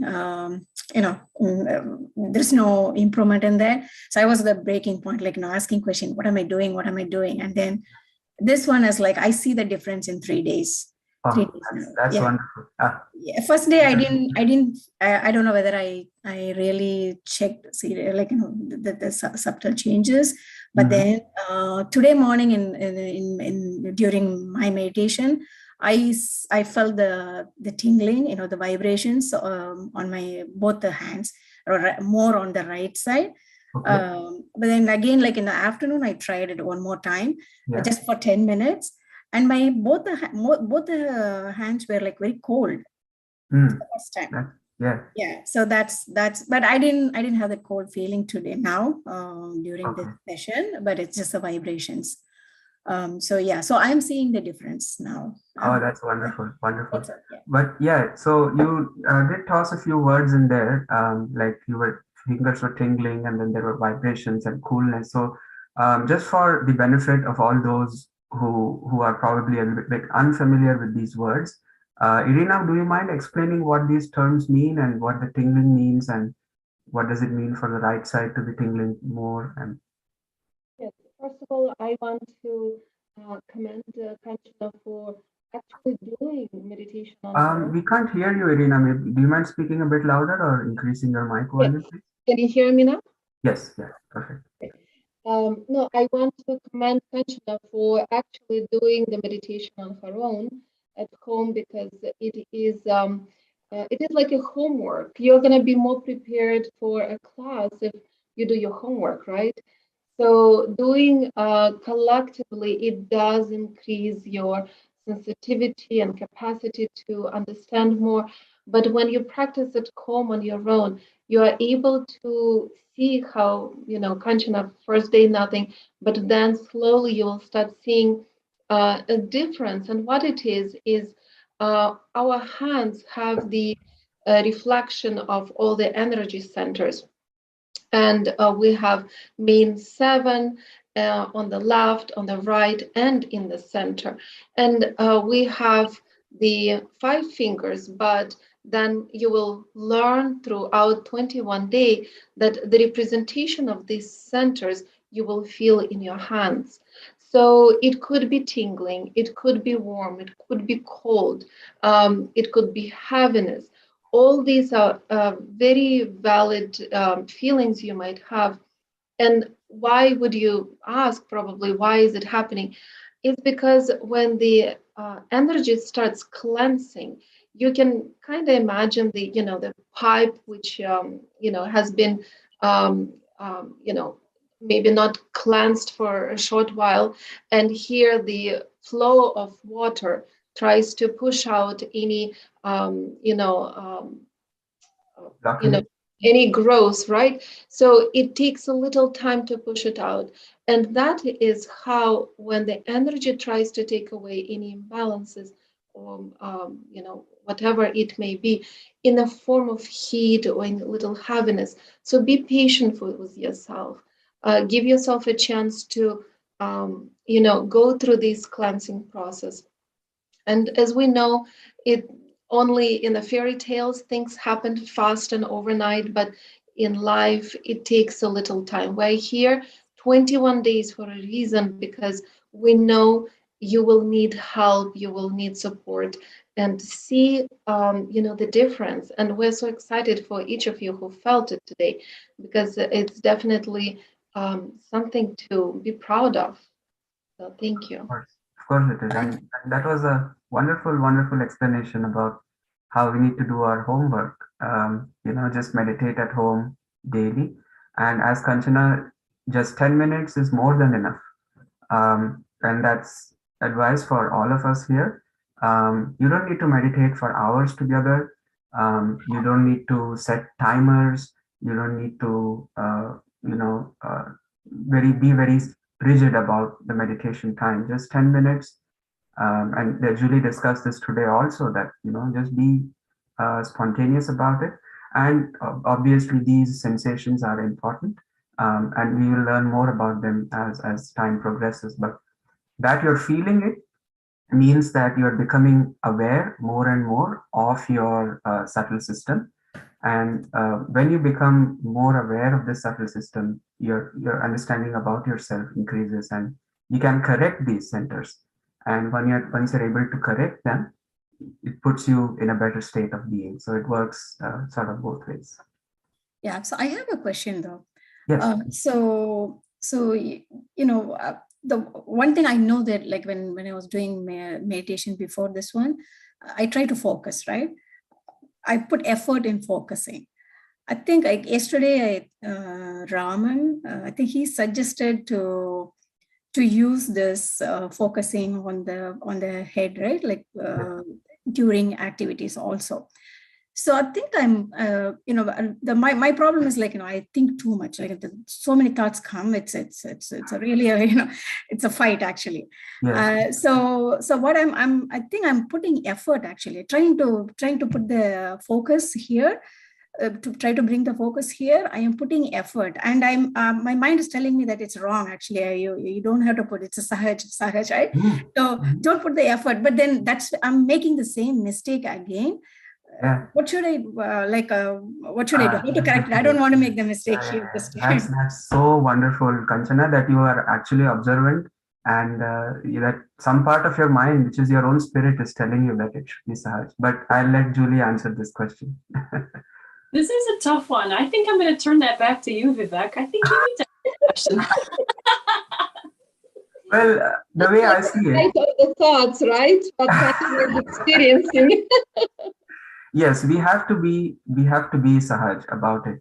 And so when you feel that you're putting too much effort into it, that there is truth in that. We don't have to focus in the conventional sense of focusing, because let's say you're focusing on something, right? And then you're putting a lot of willpower into it. You're trying to forcibly take your attention on that point.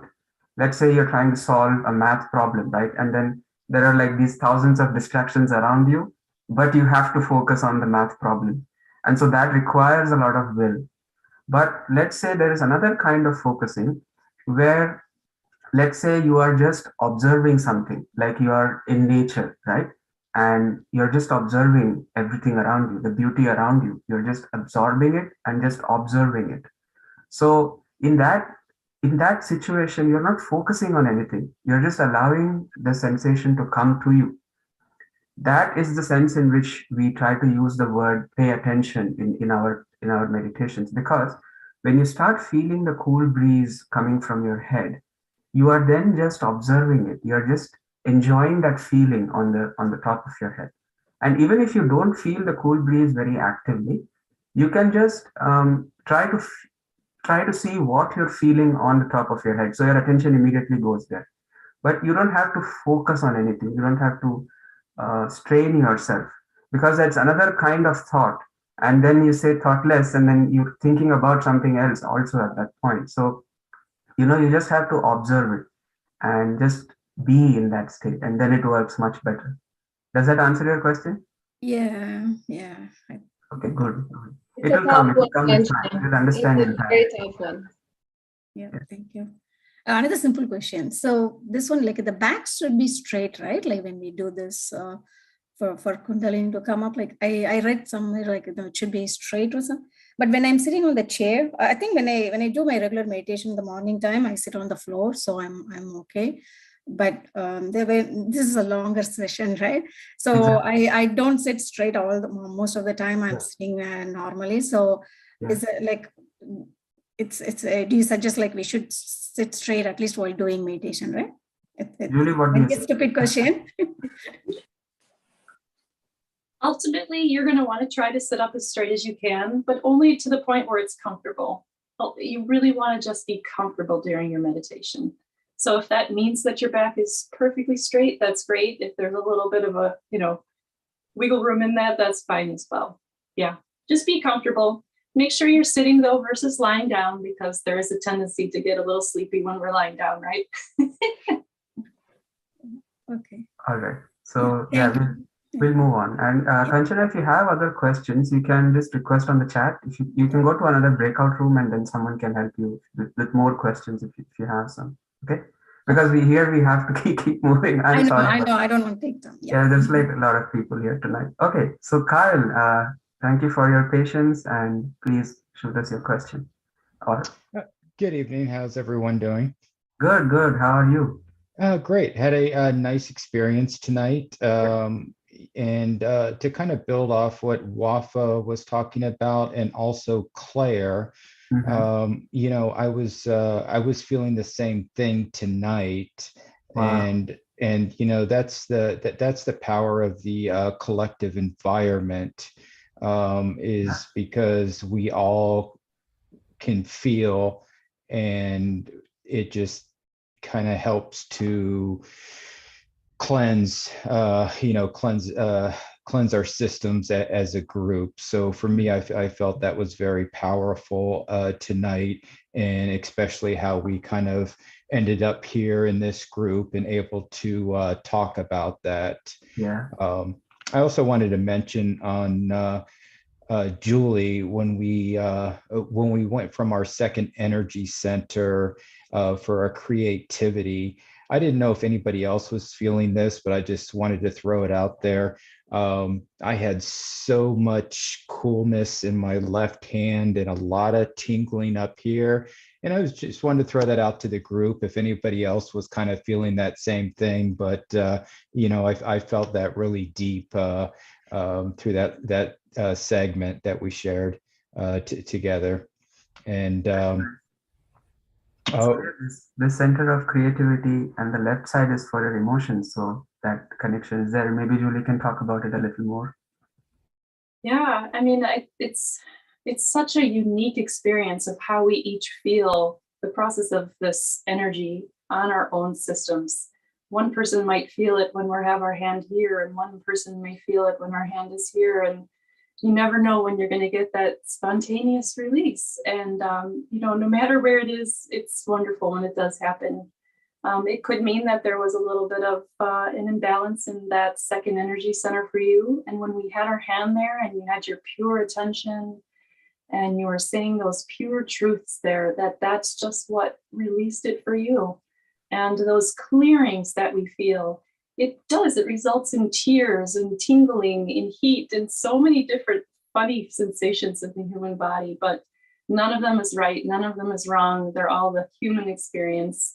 Just know that when you're having them, that something, it is working. It's working within you. And that's always a good sign to feel something, because it's an affirmation that we need to keep going with our meditation practice. Yeah, and especially when you feel the cool breeze, because it's the breeze of the spirit. And incidentally, the word spirit also means in Latin something like breeze or breath. And that's what we feel. And when you are affirming, you're saying the truth about yourself, that, the source of creativity, the pure knowledge, the pure attention is within you. And when you say that, that's when the cool breeze starts to flow. And so it's a very deep part of ourselves that is actually true, but we haven't learned to recognize it yet. And as it opens out more and more, as Julie said, you have these different sensations and things like that, but definitely helps you in your creative processes. All right. Well, thank you. Yeah, more than welcome. So we have Sam here. Sam, how are you doing tonight? Good, thank you. I just wanted to speak briefly. I've been doing Sahaja Yoga meditation for, I guess, about a year on and off, but nothing consistent. And I thought that joining this 21-day would help with that consistency. I appreciate very much the session tonight. I did want to say that in the past, my meditations, and I'm in a WhatsApp app group also, but my meditations in the past, I have never really felt anything, any of the things that people might talk about, except for tonight, when we were doing the balancing. I did notice that I was feeling along the outer edge of my left hand, I guess a tingling, perhaps a stiffness, but also a kind of tingling across the top band of my forehead. And so I just thought I would throw that out there. I see. Okay. So, Irina, maybe we could do a small meditation for the right side, and as well as for this center and the top part also. Would you mind helping us with that? We can't hear you for some reason. I think it's the first word and then you are able to hear me. Can you hear me now? Yeah, a little better. Yeah, for whatever reason, for a moment, it just... Okay, okay. Sam, could I just clarify real quick? You were feeling it on your left hand? Left hand edge. Left hand. So I think it's more that left side, left. Okay. Here. And then a band across. Yeah. Okay, so maybe we could do the left side then. Yeah. Yeah. So what I noticed, because once you start bringing it together to the source of your feelings and understanding your system by knowing what finger means what, looks like your heart was, being worked on today. So slowly your heart starts opening up, and probably, it is not a surprise that you might feel the love pouring from everybody who is here. And we don't really give too much, I would say, preference for the heart to make the decisions in our life. And a couple of years back, I completely switched. I stopped thinking, not only thoughtless during the meditation, but in general. I stopped giving the logic so much importance as the world gives it. And I gave it a chance to my heart, to make my heart think and my mind feel. It is a very, foreign concept to most of you. But I like to throw some challenges on the people. I know it might be a little premature, but because we're talking about this, your heart starts manifesting and this energy starts purifying it, and it's actual thing. It's actualization of now this experience which we're all doing. It's not words. It's really real happening that we all sitting in our comforted in our homes, and we feel something because this energy knows us so well. So now if we just allow maybe just a very short 1 minute, we're going to close our eyes and just having this understanding that our heart is the place of the spirit. And if we open it up and allow this energy to shine through our heart, we will discover a deeper dimension of ourselves. We will realize the importance of this very important affirmation. I am the spirit.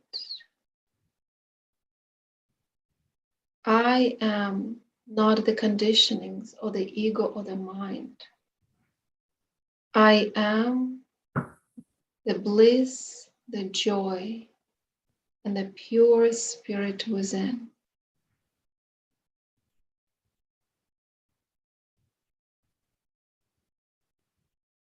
And mothering energy, please work all the challenges my heart faces. Work them out. Cleanse it. And open up my heart.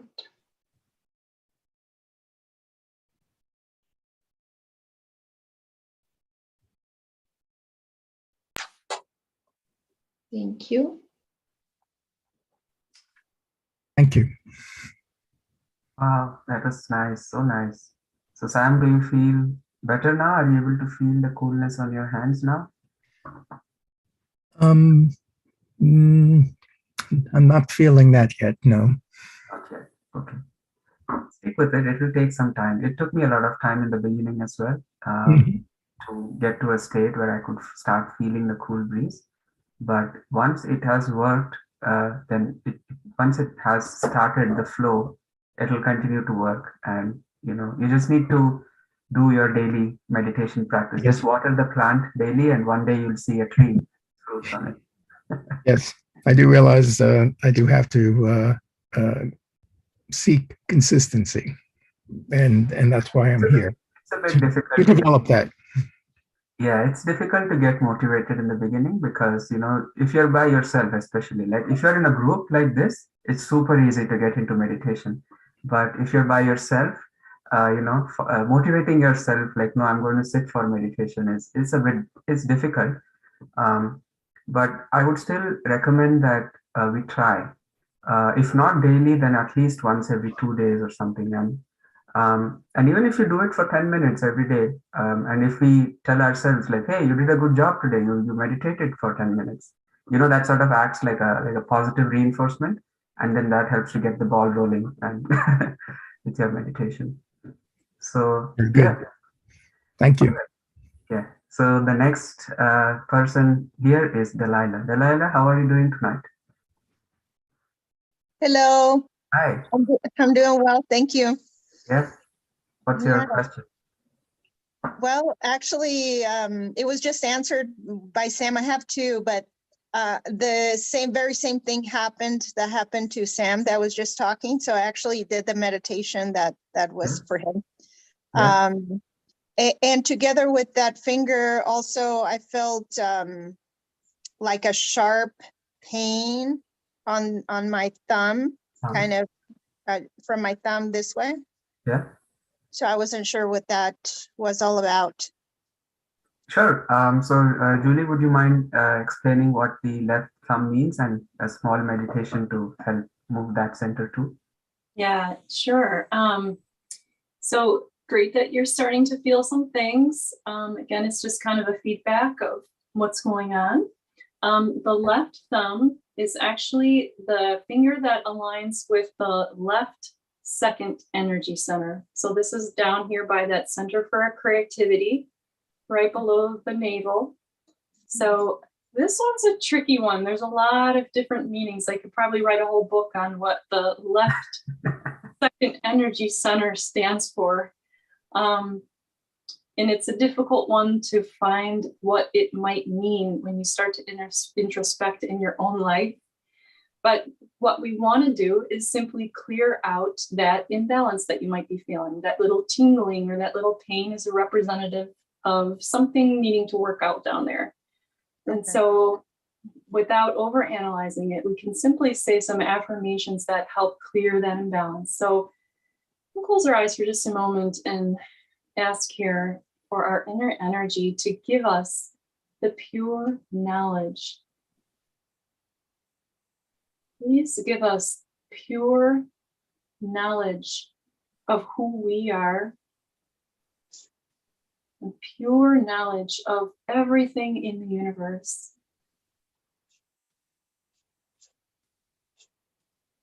I want to know the absolute truth about everything.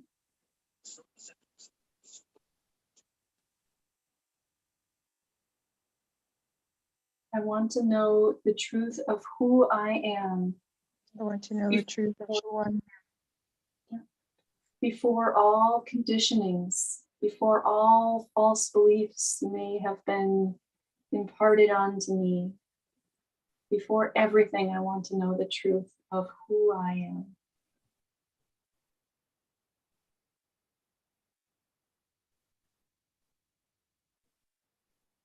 Mother Energy, please give me that pure knowledge.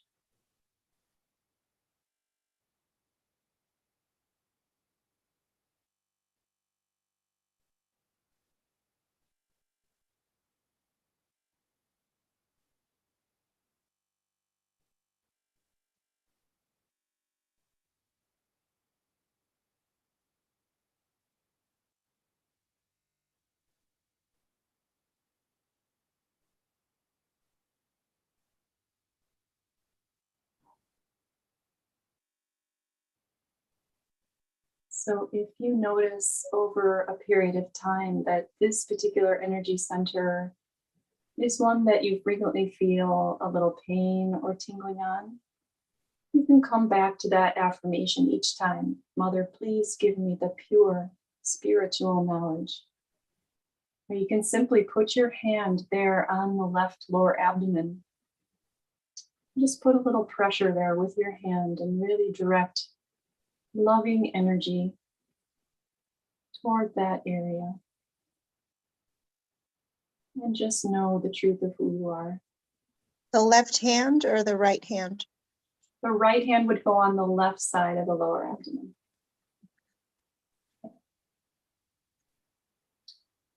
I felt a little clearing there. Did you feel anything? Okay. Yeah, there's like a fresh breath on my hands. Good, good. Great, keep it up, you're doing great. Thank you. Thank you for that.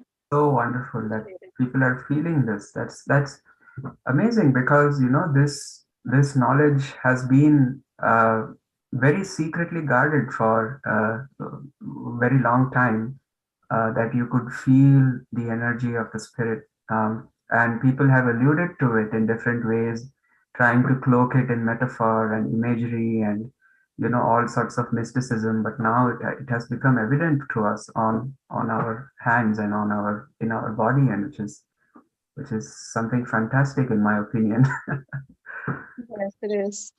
Thank you. And everything, it's so clear, everything that you guys are explaining. Mm-hmm.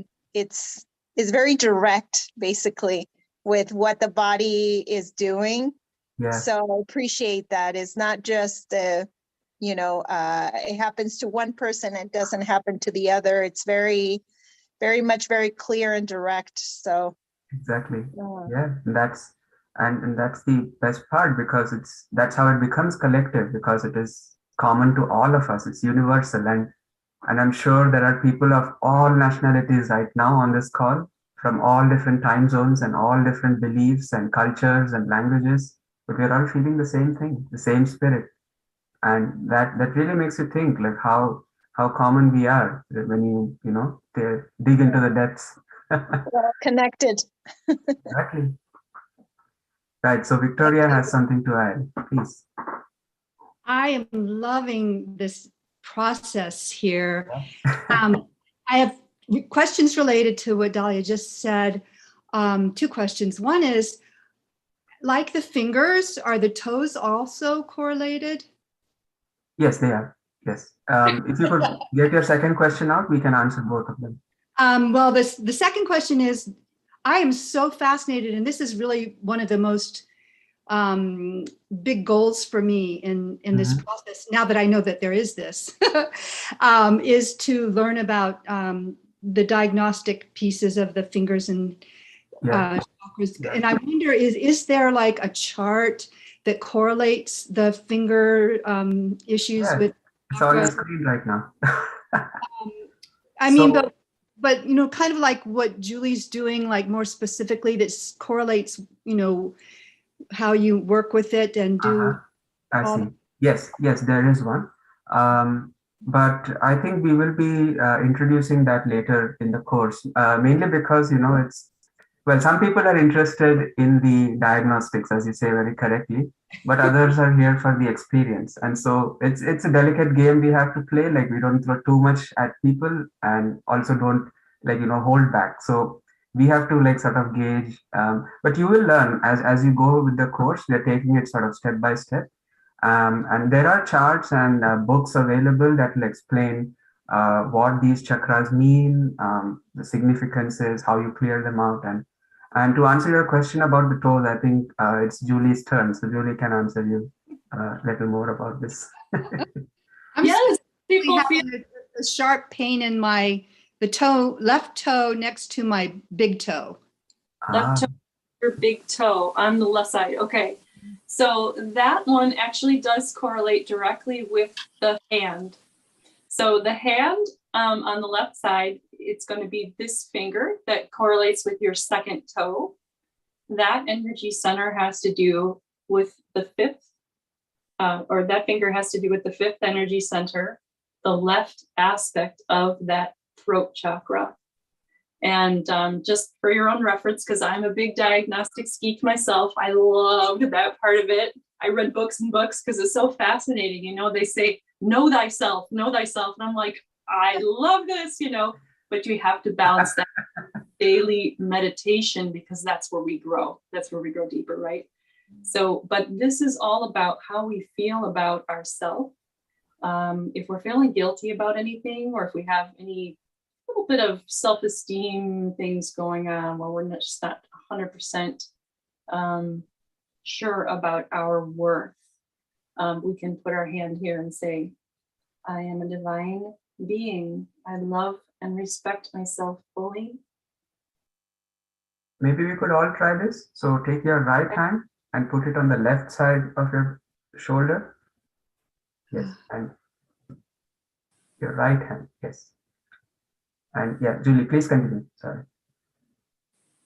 And a real simple one that we can say here is just start by saying, I'm not guilty at all. I'm not guilty for anything.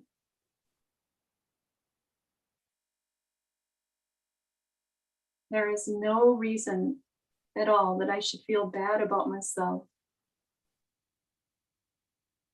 I am an amazing, pure spiritual being with so much to offer to this world.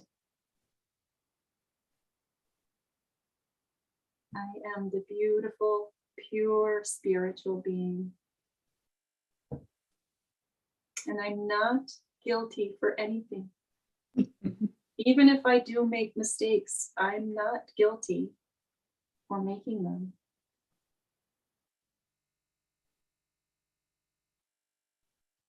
This one was a big one for me. I really had to say many, many times without thinking. You can simply say, I'm not guilty. I'm not guilty. As many times as it takes until something clicks in your spirit and you truly believe that that is the truth.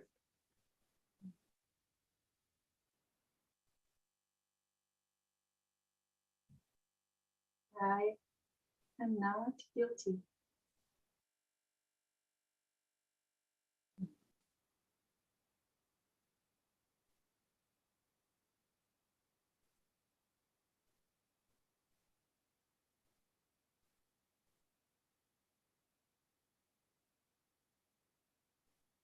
And so anytime that you might feel that finger or that toe during your meditation, you can use that affirmation. It's like being shown how to have the most intimate conversation with this mothering energy through what your body needs. It's just miraculous to me. I love this. It's amazing. I love that you're on this journey, and I wish you all the best. Yeah, and if you think about it, Shri Mataji, who discovered this technique, would have had such profound insight into human beings, right? To be able to recognize such things exist, first of all, and then secondly, to create something that can be given to others, and also make these others capable of giving them the same experience to more people. And so one thing all of you on this call can do actually is actually transmit this experience to others around you. And that's something you learn also in this course, how to give these vibrations to others, and transmit that experience of peace, because you're giving peace to people. That's not an easy thing to give. You can give tensions, you can give all sorts of anger very easily, but to give peace is the most difficult thing, and you all can do it. And so it's really wonderful. It's so loving. I thank you so much. Thank you. Thank you for coming. And that's really what pleases us the most, that all of you have given us your time and given us your attention and allowed us to give this to you, this experience to you. So that really pleases us.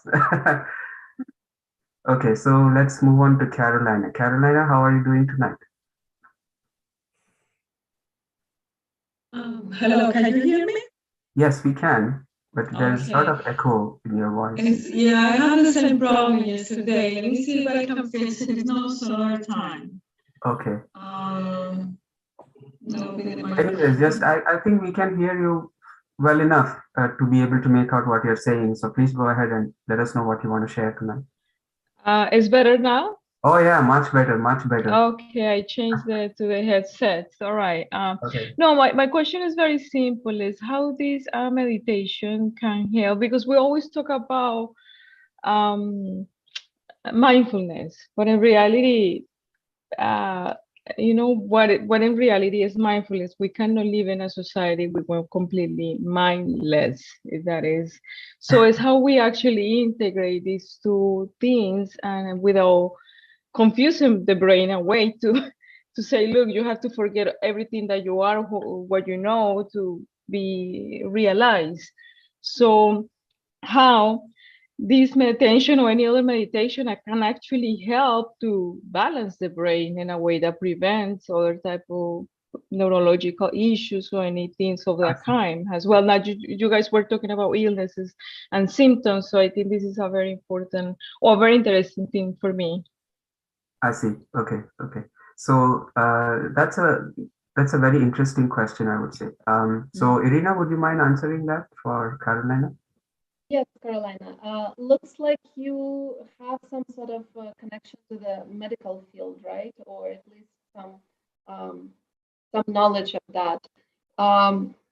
So we are not telling or asking you to stop thinking and stop analyzing, but we are welcoming you to try to open up the door. So literally, what happens when the thoughts constantly in our mind, they do not give yourself a chance to see the light. So just imagine the clouds on a rainy day. They are overlapping and clouding the sun. The sun is there, but you do not see it. And when you meditate, you finally give yourself a chance to allow these clouds to finally disappear, see something so bright and beautiful as the sun, which is enlightenment, and something which unfortunately I cannot really tell you until you experience. And, no, I understand. Yeah, and I do understand. It's more in a philosophical type of perspective. And my question probably wasn't properly formulated. I was more trying to get to the neuroscience of it. because they are so back up about this meditation that actually helps to bring the mind together. So that's what I was kind of going through. And in any way, I'm not trying to. I understand, Carolina, because the research of this meditation has been happening for years. And if you are interested to know more, just recently in this summer, I think 10 years of experiment has been done by Spanish, yogis, and he's a neuroscientist, and he developed that people who meditate, the difference in the gray matter is 7% higher in the gray matter than to the like placebo situation where people don't meditate, which is like I think the highest ever possible, recorded in the research, field, the difference. So you can imagine the impact of this meditation is so tremendous on a variety of different aspects of human life. And we encourage you here. We're not trying to tell you stop doing whatever you are doing, but we're welcoming you to try and give yourself a chance, your potential, just your potential to open up and show you something else. You haven't been practiced so far. It's like, you can't ride a bike unless you learn how to do it. We're here to teach you how to ride this, how to handle and manage. Yeah, that's a perfect analogy, because you can ride a bike until you learn to balance, right? Mm-hmm. So that's what we're trying to do here. Balance the both channels to get to the center. I do truly appreciate the time, and I'll be looking forward to listen to the neuroscience part of it. Thank you. Thank you. Yeah, if you are there on our WhatsApp group, you can just put a message and then someone can send you like a little bit of information about this study that was done. It's very interesting that it has an effect directly on the positive effect directly on the brain. So Someone has put it on the chat, so she can take it from there. That's fantastic. Our tech team is 2 steps ahead of us. Vivek, this is Ting Li. Can I add a little bit to her question?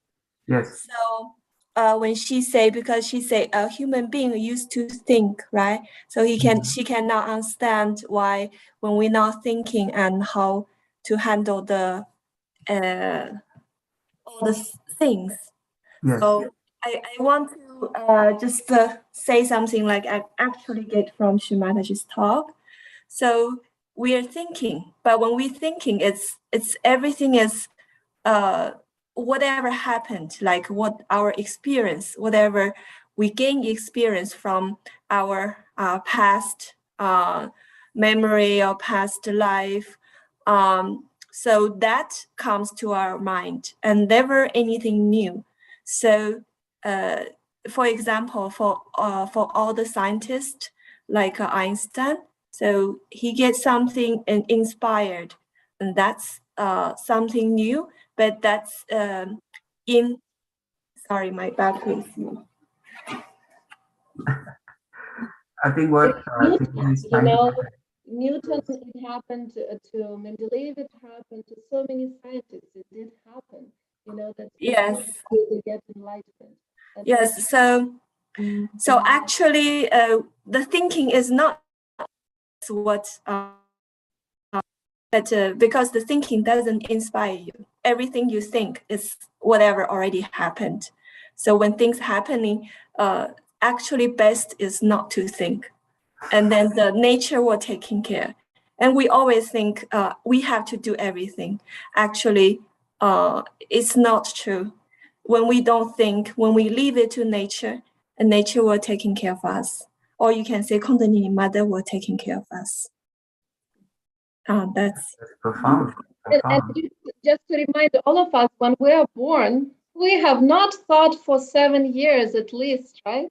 The children don't think. We're forgetting about our beginning years in this life. Look, I wouldn't disagree with the fact to surrender completely to Mother Kundalini, take care of me. But the reality of matter is if I sit here, I do absolutely nothing, then I cannot produce, I cannot live in this society, the way it's designed.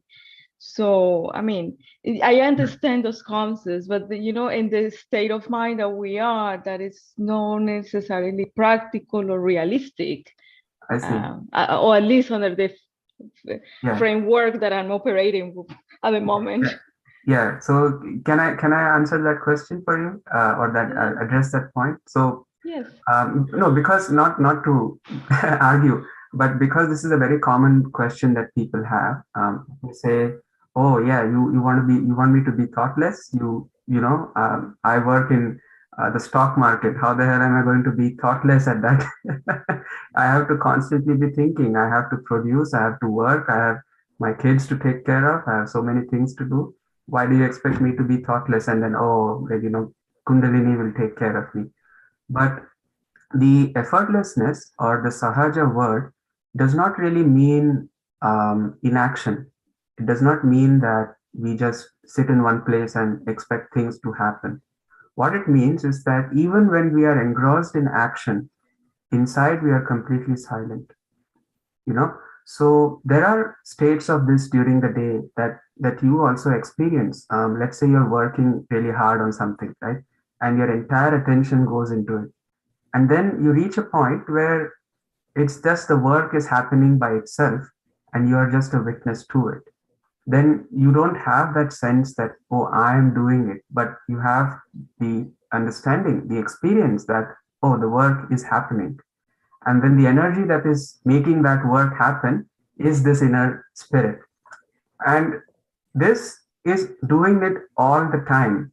It is just that we think, oh, I am doing it. And that's where things go downhill from there. When we start to think and believe that, oh, this is me and I have done it and I must achieve it, or I am not good enough, or, we start taking false credit for the energy that's actually doing the job.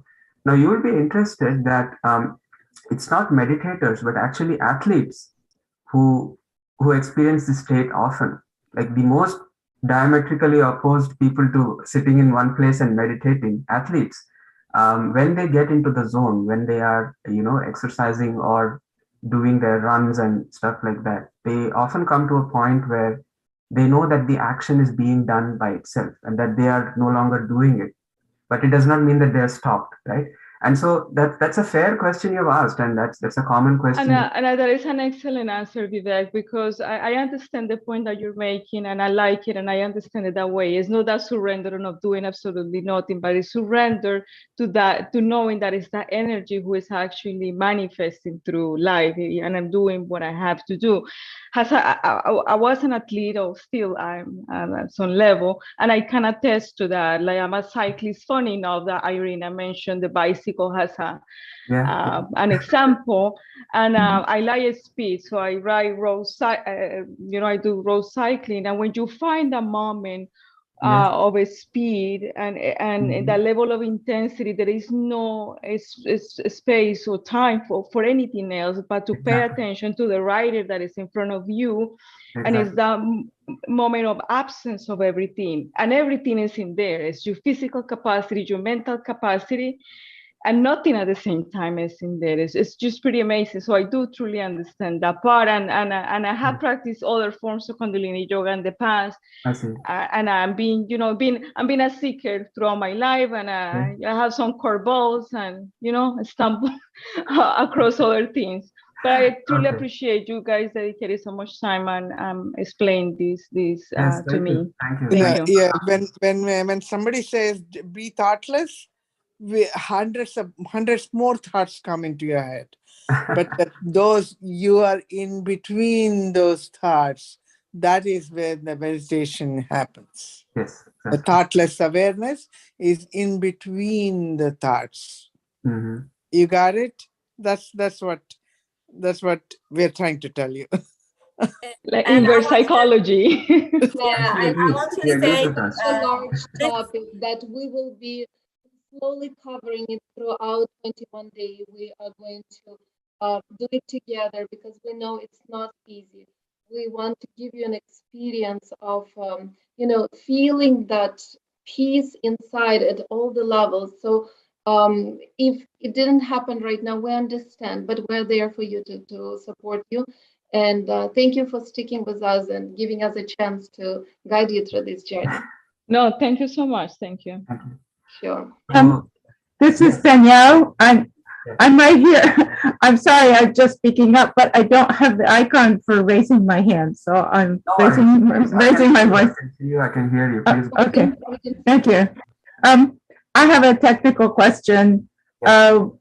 When people are speaking about or experiencing, like Sam experiencing his left heart energy, I have a lot of I'm always feeling what other people are experiencing, and it was very intense and not bad, just intense. And so my question is, I've been practicing Sahaja for years, and so I'm familiar with a lot, but do I just let the energy take care of it, or is there something I can do myself to keep it flowing through if I'm picking up other people's catches? Yeah, so Julie, her question is that if she is feeling the chakras of other people, what can she do to clear it, and does she just allow the energy to do it? So if you could answer that. Yeah, I mean, that's a great question. I think all of us do pick up on energies from other people. It's just a normal part of life. What we don't want to do is give it too much, react to it too much, or give it fear or anything like that. Sometimes if you feel it during the day, you could simply hold your hand on that chakra and just say a couple affirmations and help clear it away. Otherwise, you can clear it away in your meditation in that evening. Bottom line is we don't want to put too much attention on it, but simply just use the tools and techniques that we were given to help clear it away. Yeah. Okay. And I saw Irina doing this, and I was wondering if that's usual, that people actually, I mean, I do this myself, but to just it kind of happens automatically to clear energies in ways like this. Natural feeling, you just want to remove if you feel something. So. It just kind of, it's almost like, it's like I don't know, almost caressing. It's like almost just like moving energy with yourself, by yourself. Yeah, and you can do that. You'll spontaneously do it. You don't have to think much. So yeah, it's spontaneous. Yeah, feeling, so probably for the benefit of everyone else on this call, I should explain a little bit about what Daniel is talking about. So when you go a little deeper with opening out your own subtle system, you can also feel the subtle system of others on your fingertips. And so when you put your hands towards them, for instance, you feel their centers on your fingers. And sometimes, as a natural reaction to that, you might want to just rub the finger that's tingling. But what happens is that it heals the other person on a very subtle level. And so that's if you think about it, that's like a fantastic process, right? That you just rub your finger here, and then it does something to the other person, which is mind blowing, really. And that's the reason we also keep our hands towards the photograph of Shri Mataji, because she, being the master of this entire technique, emits these energies, these vibrations from her photograph itself is enough to do that. And so when we keep both our hands, we are actually feeling her energy on our being. And she, being like a mother figure to us, like a mother, heals us and nourishes us and takes care of us and protects us. And it's very beautiful when you start getting into the details of it. But I'll leave all that as a secret. We will uncover that in time. So I know that Queen Sharma has been waiting for a really long time. I should apologize. So Queen, please go ahead and let us know what you want to share tonight. Good evening, everybody. Namaste. Namaste. Today was, actually I've been following on YouTube because I didn't get the opportunity, the timing wise. So today, Paulina was on backstage with me and she helped me through the Kundalini and everything. And it was really relaxing. And I'm so hot right now. I'm sweating. And when I had put my hand on my head, feel the heat just like a volcano coming out of my head. Okay. And so it's really amazing. Like I really felt very much relaxed and cleansed at the end of our program. That's good. That's good. Can you try it out now? Can you keep your right hand above your head and see if you feel the coolness now? No, it's hot. A few inches above your head. I think her video is frozen, unfortunately. If we can try something very simple, take your right hand and put it towards the base of your spine in front of you, and just close your eyes. But you can just see what I'm doing. I'm lifting this energy very gently with the full attention and asking her to please rise and strengthen my self-realization and take away excessive heat and any discomfort from within. So now we can close our eyes and just desire for this energy to cleanse and purify our energy centers.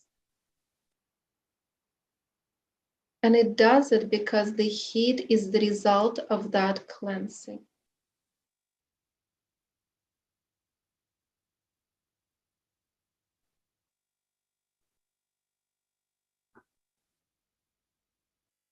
Just a couple of times until your attention settles a little bit deeper.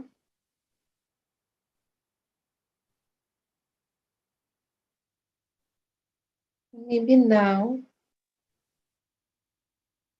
even though it is hot, you may feel a little bit more calming state.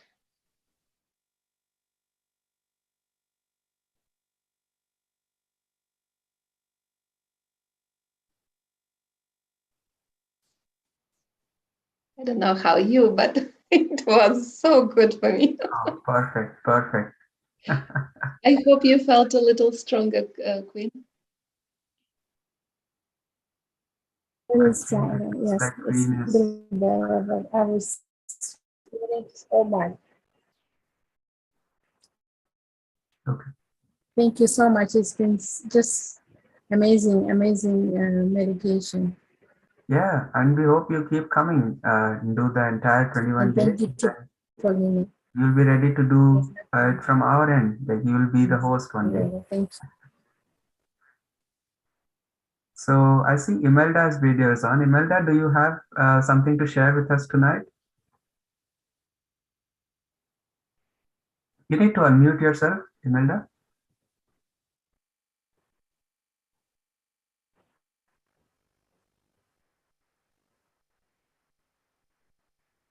I think you just muted yourself again. Sorry. Yeah. What about? Yeah. It's good. I really I really enjoyed everything tonight and last night also, but it was more last night or the other nights I had an uneasiness, but I had a desire to understand and to go deeper and to learn more. So that dis-ease that I had the first two nights wasn't there. It was not there tonight at all. So That's nice. yes, and so it really felt good, and I was clearer about I heard it very clearly tonight that the energy that we feel is the spirit. So is the spirit, right? Isn't that what you were saying? It is you can say the light of the spirit. The light of the spirit. Yeah. Okay. So so I had some a little bit of conflict, but I don't now. I had conflict because I'm a Catholic, and I had heard about the Holy Spirit. Yes. Yeah. And but hearing, like, with the understanding tonight that I have the understanding tonight that the Holy Spirit, that's what we Catholics call it, but Hindus or Muslims or whatever, everybody everybody has a different name. Exactly. So I got that understanding tonight, and that felt so much better, because the other 2 nights I was thinking, I don't know if I should go ahead with this, if it's going to lead me somewhere. But I have the assurance that it's not, that I'm that it's not, like, I'm not betraying what my beliefs are. I'm getting, not at all. Yes, and I feel very, very, I feel very, very good about that, actually. That's amazing. There's not one. Excuse me. Sorry. I didn't. Yeah. So so what the Catholics call the Holy Spirit is actually this Kundalini energy. The sort of formal word for it is the Holy Ghost. But it's actually this divine feminine energy within us, because you have a father, you have a son, and then how can there be a father and son without the mother energy? Right. Mother energy is the Holy Ghost. But you see, to hardcore Catholics, if I go out and say this, they'll be like, you are a blasphemer. And so we don't say this. We just say mother energy. And you'll be surprised that in the Bible, Nicodemus, I don't know if you're familiar with the Bible, but some of it, yes. Yeah. So Nicodemus asks Christ that how is a man to be born again? And then Christ says, those who are born of flesh are flesh, and those of spirit are spirit. And this is the birth by the Spirit, by this breath that you feel. And this is the actual meaning of baptism also. This is the living water that, there is a parable in the Bible. Yes. The lady asks Christ, Christ asks her for water. And then she says, how is it? Unless you were born of water and fire. Or the Holy Spirit. And then he says to this woman that if you knew who was asking you for water to drink, you would ask him for the living water, and he would give it to you. And this is the living water. Like, some people actually, if they would share their experiences, do feel it like, a fountain pouring down their body. And this is the living water that Christ had promised all of us.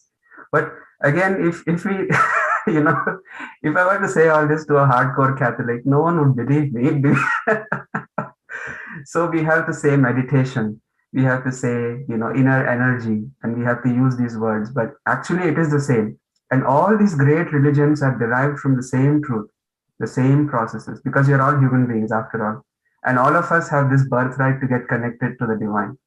So no matter what language we use, the essence is the same. And the best part is now you can experience it. So we don't need to convince you, no, this book says XYZ, that book says ABC. Right. There's no need. No, I'm very, very open. And I've been on I just have had this prompting from the Holy Spirit to learn more. And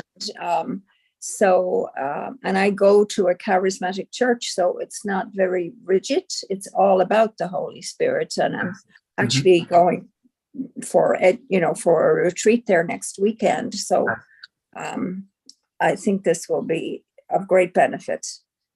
Yes, of great benefit. But I have a question. I have a question apart from this. Yeah. And I think I probably already know the answer. But so if someone has physical problems, like, let's say, cerebral palsy or multiple sclerosis or something like that, how could they help others? How could they Did you understand what I'm saying? Or is Do you that like mean the to say that spirit will if just you be have shining from them? Yeah. if you have some problems with your body, your question is how can you help others? Is that what you're asking? Right, right. Okay. But your spirit is free of all diseases. The spirit is that which helps. Why? It's only the body that suffers, isn't it? Because Right. you can help to any extent you want. So Can I say something? Yes, Vivek, please. can I say something? Please. 1 second. Can I say, she started with dis-ease. Dis-ease. Disease, we call it disease, right? You had the dis-ease. Now you're eased up. Right. So you understand the meaning of it? Meaning of dis-ease is your energy rising was prevented a little bit, and now it is completely, whatever anybody has a disease, it is because it is prevented from raising all the way to the top. That's all. But it will, if you put your attention to that, it will raise up. The energy that is within you raises up automatically. Yes, I feel like I have a much better understanding, and I so much want to work with that. And let's remember, It's very good. We're only 4th day into the process. We are still kind of babies ourselves. So let's not try to help anybody else at this moment and just be a little bit selfish and help ourselves first. Let us become stronger. And I always remember in the airplanes, the first thing you have to put mask on yourself. So help yourself first, become stronger, know thyself, get a better understanding what you're feeling, and helping others, it will come very naturally. I'm gonna tell you, we just say energy. If you find somebody needs my help, please organize it. And this is the reason why here, not just because it is truly, but you need to be ready. So sometimes we're not strong enough to help others. And I know we want to save the world whenever we find a situation like this, but be a little bit egoistical. It's okay. Excuse me, I didn't understand what you said that in the last moment there. What did you say? I'm saying that being selfish is a little bit good. Selfish about knowing yourself, learning about yourself. Oh, learn yourself first. Let's finish 21 days and we can talk about it after. Oh, yes, I understand what you're saying. Yes. Yeah. We just need to help ourselves a little bit before we can start to help others. Oh, no. Well, I wasn't thinking about that. I just had a question. That's all. No but you have, thank you so much. Thank you. Also, you had mentioned something earlier about the gray matter improving with meditation, and I'd like the resource on that, or if somehow I can be referred to that article. Our lightning quick tech team will put it up in the chat. It's already on the chat. Yeah, Raman already shared it. I think I was in the chat a little bit higher because there were messages. No, they put it just now. No, we have pasted it again. They have put it up again. I did a part of our WhatsApp. Just now, now in the chat. It's right there at the bottom. Go to the bottom of the chat. I've got, it says Cy Linda Taylor. That's you. That's what I'm seeing. Okay. So I see participants and something else. Let me see. Maybe it's on the. It's under more. It's under more. If you click on it, you'll see the chat. More. Okay. Oh, and you need to scroll down. Yes, it's under chat. Under chat 127. Okay. And so, a lot of chat messages tonight. Back. Disconnect is. I just have to get more familiar with all of this. Okay. No worries, Imelda. You can look it up. All right then. Okay, that'll be great. I'll do that. Yeah. So let's move on to, because Fatima is also here. We haven't heard from her. So Fatima, how was your meditation experience tonight? If you're there. Okay, so I guess Fatima is not here. Let's see. I'm just looking around for names who I haven't met before. So it looks like VK is back. So VK, how was your experience tonight? You were here yesterday. I saw you. I guess VK is not available as well. Anyways, then I think since you've all been very patient, it's nearly 3 hours since you started. If you've been sitting here for the whole time, so that's a wonderful. That's like a monumental achievement. I think that you spent 3 hours. I hope that time was well spent, and at least I didn't realize it was 3 hours. That time just flew by. So I enjoyed a lot. All right, so with that, we will conclude this session here. Thank you so much for joining us. And please do return tomorrow at 8:45 p.m. New York time. And we'll start with day 5. So good night, good day, wherever you are, and see you tomorrow. Bye. Thank you so much.